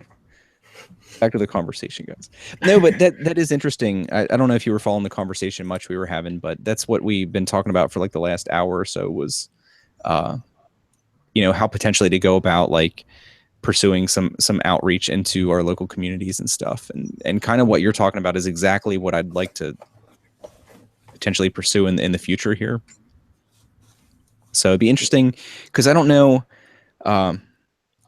if you haven't done it yet. I guess there's not, I don't know. There's not a whole lot, but especially like moving forward, if you'd be interested in coming back. Like, I know we're tentatively planning on talking about this again in 2 weeks. Like, I don't know what kind of like time frames you're dealing with, but definitely be interested in hearing like your experiences like moving forward. Yeah. Like what problems you end up running into, or if it just goes fantastically and it's all effortless. Yeah. Like, regardless, it'd be cool to hear how things go. Yeah. Yeah, I'm pretty excited. My mom says like in this area, it's like a lot of these kids are really hard to deal with. Like, you know, you want to help them out, you want to like be there and everything, but it's like some of these kids, it's like their situation is really, really sad. Like, we're talking a very underprivileged area that she works in, and it's like, I mean, for even somebody, you know, middle class going here, it's like a culture shock almost, these kids. So it's like, it's not easy to be around this, and I think that's going to be a struggle for me personally. You know, it's like just not easy emotionally to seeing these kind of situations. And it's like, I hope, like, I'm just hoping to make a difference somewhere. If that gets one kid interested in math or science or art, I just think that'd be awesome. Oh, that could definitely be life altering for a young person that was maybe headed in a bad direction. Yeah. So yeah, I think there was a lot of potential there. Which again is like, it's such an appealing thing to me. That's why I don't know. Hopefully, like, I'm trying to think of like a year from now, like my imagination's running. Like,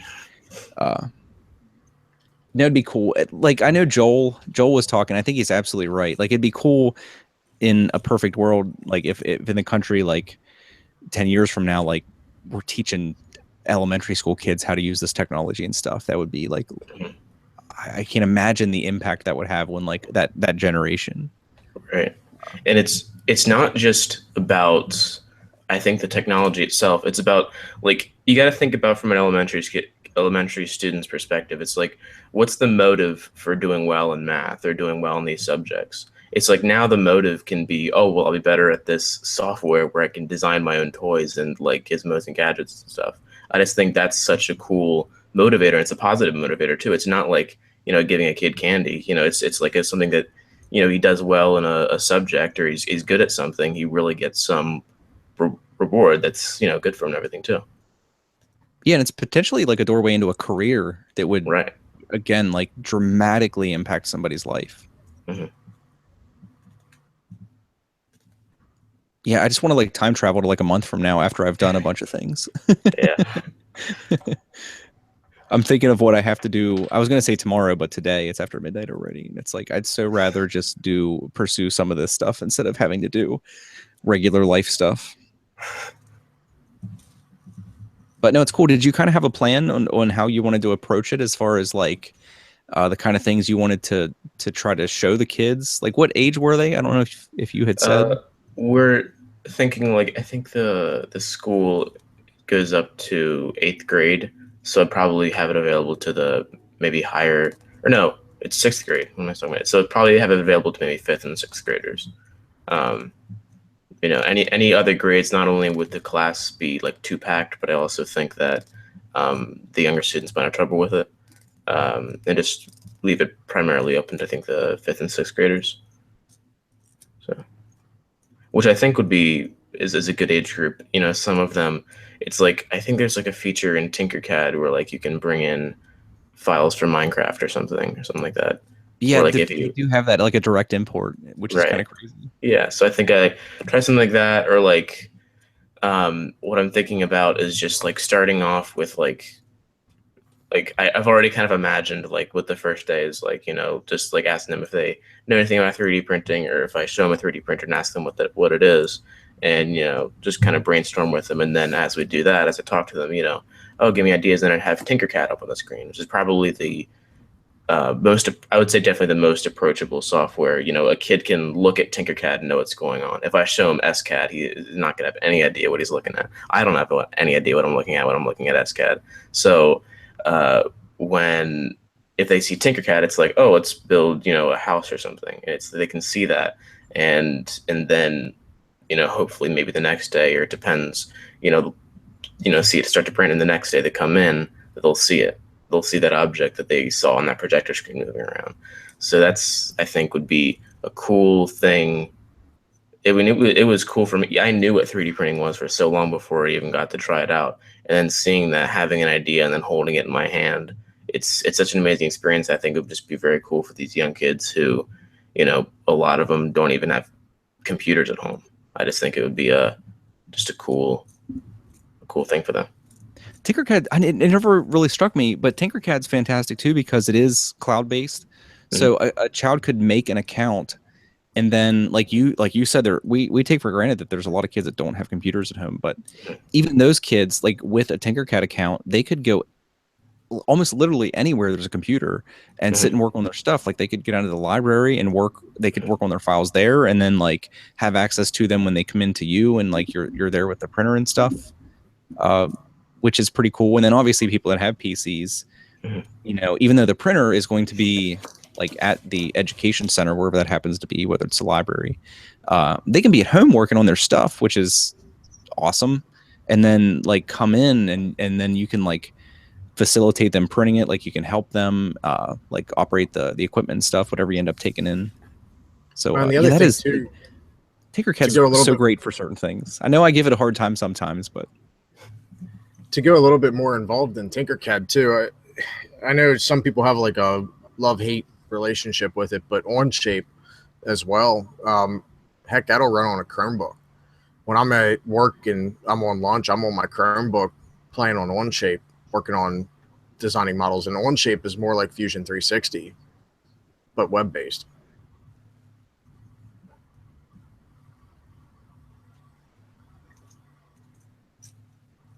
yeah, sorry, I was typing. No, definitely.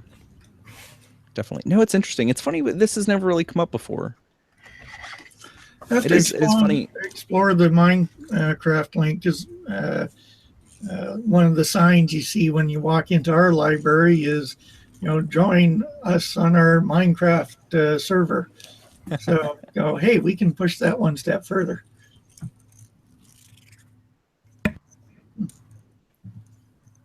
Are those 3D printed earrings? I just noticed. Oh, mine? No. Yeah. No. Oh, okay. They're made from Sculpey. Oh, that's cool too. I don't know. So they are made. Yeah, that's all that matters. Yep. They're prototypes. She's printing the other ones very, very soon. And fidget spinners. Do this. You can take pictures of them and then put them in your software. And then Yeah. Yeah, the Agisoft package, it's going to be interesting. I've just done the basics with it. I got a learning curve there. But looking forward, you know, I just grabbed quick shots of Brenna while she was waiting for a ride. And of course, her hair is covering her face, so she has a blob coming out there. But I no. like my fringe. It just doesn't look good in 3D. But one of the purposes for it is to go around the cliffs in the area, take pictures of those, and turn that into scenery for the train layouts. So, wow, that would be cool. Takes some serious crunching power. You know, you can use it on a basic computer, but you can only use a few images, and it takes a long time. So this thing, I got it loaded with 64 gig of RAM and an i7 processor. And yeah, it's a little workhorse, and it's nice. Yeah, that's a great use of it. Yeah, the sample files, they said, well, this should take about 10 minutes. And not even a minute later, you're moving on to the next step. So hyper threading, yo. I've actually pushed for folding at home. I run my computer with folding at home all the time, just because, like, you know, I only use my computer maybe 10% of the week, you know. Mm-hmm. But so I like doing that kind of stuff, just using my computer to its full advantage. It's cool to be able to do like 3D scanning, like, you know, from images. The Agisoft software, the basic package, it's what, $170? Not that much. Yeah, I'd probably do it on the makerspace computers here, but yeah, like the Next Engine scanner is like $5,000 that we use, and you know, it's a lot more complicated, but you can get like 1/1000th inch precision. But I mean, not everybody really uses that. Right. Yeah. So there was a See, I don't know if you saw that, CJ. There was a message in chat for you. I believe that's Vicky's account, if I'm not mistaken. Vicky's would have been T-Goal. TGAW.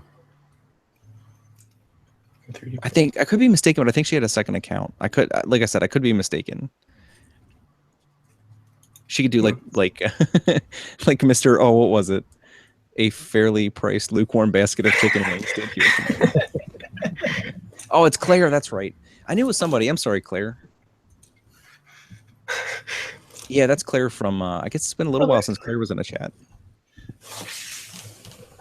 Claire, did Protopasta get to you back to you about the erasable filament? We're encouraging everybody on to tweet Protopasta saying, "Yeah, you got to make this happen."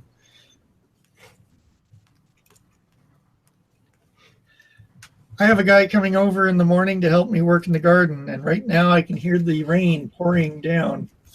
So I think my morning just got freed up. Oh, nice. Did anybody in chat have any questions or anything to add to the conversation? Because I do unfortunately, guys, got to go soon. Today is my daughter's birthday party, and I've got to get a little bit of sleep. Well, Nick, there he has to go because he says his glass is empty. So. Oh, geez. Just real quick, I didn't want to interrupt the conversation. The subreddit is created. We now have reddit.com/r/f3dpch.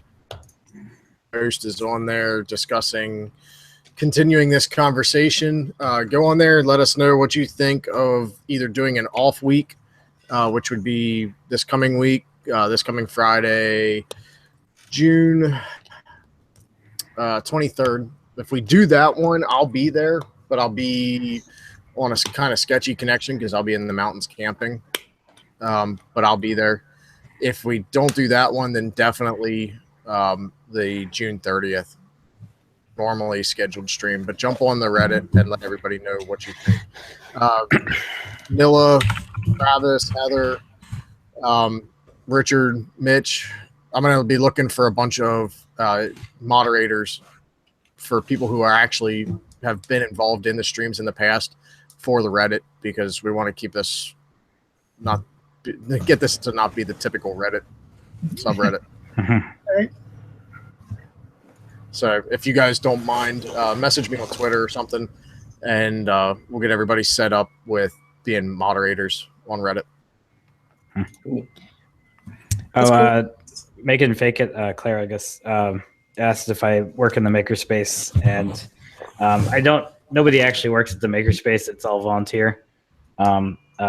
So, like, I guess I do work at the makerspace part time, but no, it's all volunteer, nonprofit, and it's actually pretty amazing. We still survive without employees, but it's like herding cats to get anybody to volunteer or do anything.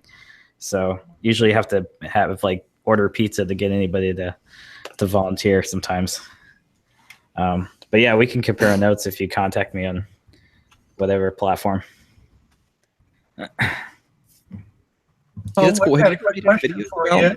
Is there a conversation group somewhere out there of various people with maker spaces? Since that's what I'm trying to get into here.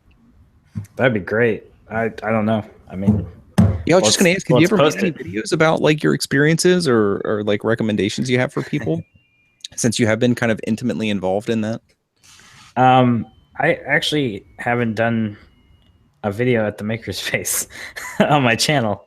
Well, okay, a few, but like I don't know. I really separated the makerspace 3D Fab stuff from what I do outside the makerspace. So I guess I should. Yeah, I'd love to see an overview of your makerspace and how it works, and maybe hear from some of your members. That'd be great. Yeah.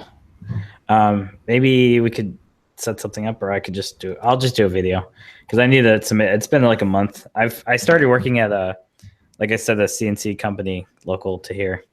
I guess I can say it's multicam, but yeah, like we have a lot of members actually at the makerspace that are multicam employees. So like we all kind of share ideas with stuff we can do with CNC routers and plasmas, and it's pretty cool. So I do have I guess I take for granted having access to so many different like CNC machines, and you know, you don't really think about like, you know, what you can do on a Shapeoko or X-Carve versus what you can do on a, you know, $100,000 CNC router. But yeah, I'd like to edit. I don't have that budget. Yeah, a lot of people don't, even maker spaces that are commercial. But I think the big difference is like the makerspace. Our makerspace is kind of independent. Like we don't have a city or a library or we don't have a bigger institution sponsoring us. It's all really just driven by our membership and volunteers. So I think that's a little bit more unique than other makerspaces. A lot of makerspaces, they either go the full like educational route and they get like a city to give them a building or something like that, or you have like the hacker spaces that are just like a bunch of people in the garage. You know, we kind of have like a middle ground, without being like a tech shop, you know, a commercial enterprise. So it's kind of a balance, and a lot of the makerspaces kind of fall into a natural pattern on how they do it themselves. So it's kind of an interesting, like making a makerspace is definitely an interesting topic that you can definitely dive into. But yeah, I think you should definitely make some content. I think there would be people that would be interested in seeing that. Like I said, you definitely have a unique perspective and some unique experiences there that would probably benefit some of the people that are looking to start some of those things. Yeah, even the challenge, like right now, I'm having such a hard time getting Octoprint to work, and I think it's because the newest update 1.3.4, just when I update it, like stops running Octoprint, the service. Like after it's done, it fails, and then I can't get Octoprint to run. So I have to like not update Octoprint to the latest version. So I mean, it's that kind of challenge, and then you have that, plus you have like hundreds of or like at least 20, 30 people a day using 3D printers 24 hours a day. Like you have to constantly keep up with the maintenance on these things. And it's pretty interesting that these printers even survive that many people using the printers that are like barely trained. So yeah, I could probably just do a video on like the perspective of having a makerspace 3D fab. And I'm sure some other people I'd like to see how they do it too. Yeah. I feel I'm on the Lawrence Welk machine, the bubble show. The bubble machine is starting. No, it's interesting talking to folks about getting one going. Now, I haven't been to one. I have a bunch of information on the one in Calgary. Hope to pop into it at some point. But looking at a place about 4,000 square feet here. So see what I can do with it. That's a decent amount of space. For sure. Yeah.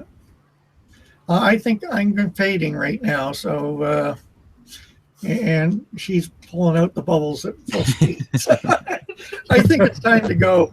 Yeah, like I said, I got to get some sleep too. So unless anybody had any like parting thoughts for what we were talking about, I guess that's going to be pretty much it for today. And then, like we said, we'll pick up the same topic unless it changes 2 weeks. So it'd be, what did you say? June 30th? June 30th. June 30th. Yep. Yeah. Friday, June 30th, 10 p.m. Eastern. Nilla, are you going to continue to host it since it was your topic? I can. I'll definitely have some updates because I will, in that time, I'll approach both the library and at least make some initial contact with the schools in my area, the elementary and high school. So I will have something to report back if you guys want to talk about this again. And like I said, I'd encourage other people to do that if you feel comfortable and have the ability to. So Yeah, hopefully we'll have some feedback from other people that, maybe want to set up a date at the library or something.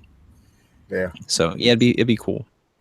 Good. For everybody in the chat, don't forget to hit like and go, if you're not subscribed, go check out all the streamers tonight, the content creators, both in the chat and on the stream.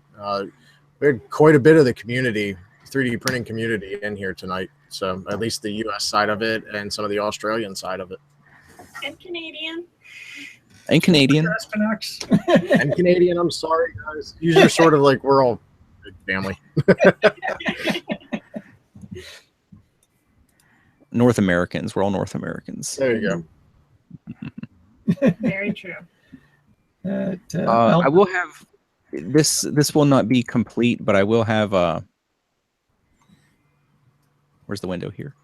I will have the bulk of the links in the description here immediately, and then I'll add some of the pop-ins. Like I'll make sure to add CJ here as soon as I get that information from him. Yeah, CJ, I'll send you the link to the Google group. There's a post on there to put all of your social media links that you want shown in the description of each week's stream that you're on. I'll send you that link here in a minute after we end the stream. All right, thanks. Yep.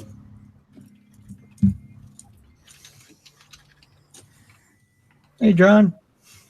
All right, yeah, I guess the list was shorter than I thought, but there's some of the initial links here. Mitch, I don't have your info and stuff, but I'll do that in the next 24 hours or so. So anybody that's curious, the links will be there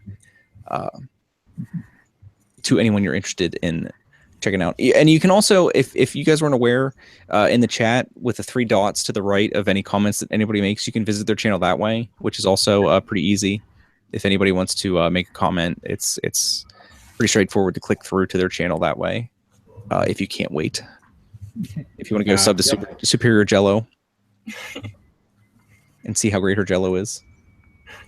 I should make a Jello video. Do you not have a Jello video? That's like. I mean, I've taken videos of Jello before, but I've never posted them to my channel, which I really should. You really should.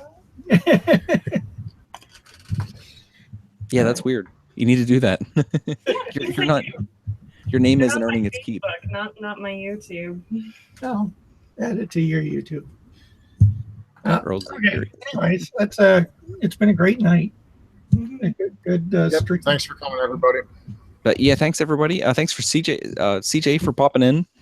Like I said, I don't know what your time frames are like for what you're trying to do there, but if you'd like to stop back in next week and chat a little bit, you're more than welcome to. Really quick, I can check my schedule actually. I mean, it doesn't have to be on stream, but like I'll let you know in like the next minute or so. That's cool. But yeah, thanks to everybody in chat. We still have a pretty healthy crowd here, so thanks for hanging out with us and participating in the conversation.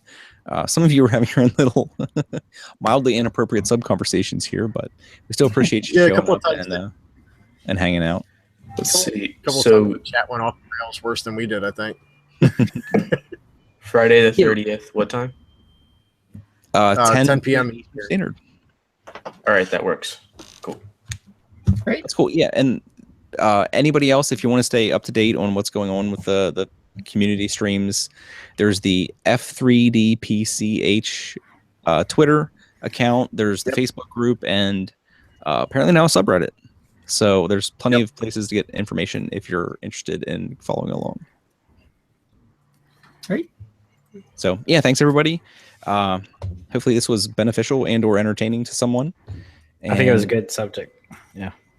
Yeah, it's like I said, I wish we would have talked about this first, and then we could have like followed up with filament and penis jokes or something that we normally do after midnight. Oh, I got to that tonight. Yeah. But yeah, Chris isn't here with his bone anymore, so we lost all those. He's still in the chat. But yeah, we'll see you next He week. has a bone. I'm gonna get some sleep and get ready to celebrate my daughter's 3rd birthday. So hopefully you guys have something cool going on today also. Well, happy birthday to her. Thanks. Yep, happy birthday to her. She's getting some 3D printed stuff. I was gonna say 3D printed gifts for everybody. Yep. All right, but good night, everybody. Unless you guys can say your goodbyes if you want. I'm done. I'll shut up. But thanks everybody for showing up. Thanks, Nillabean. See you, everybody. Later. Night. See ya. Bye. Night.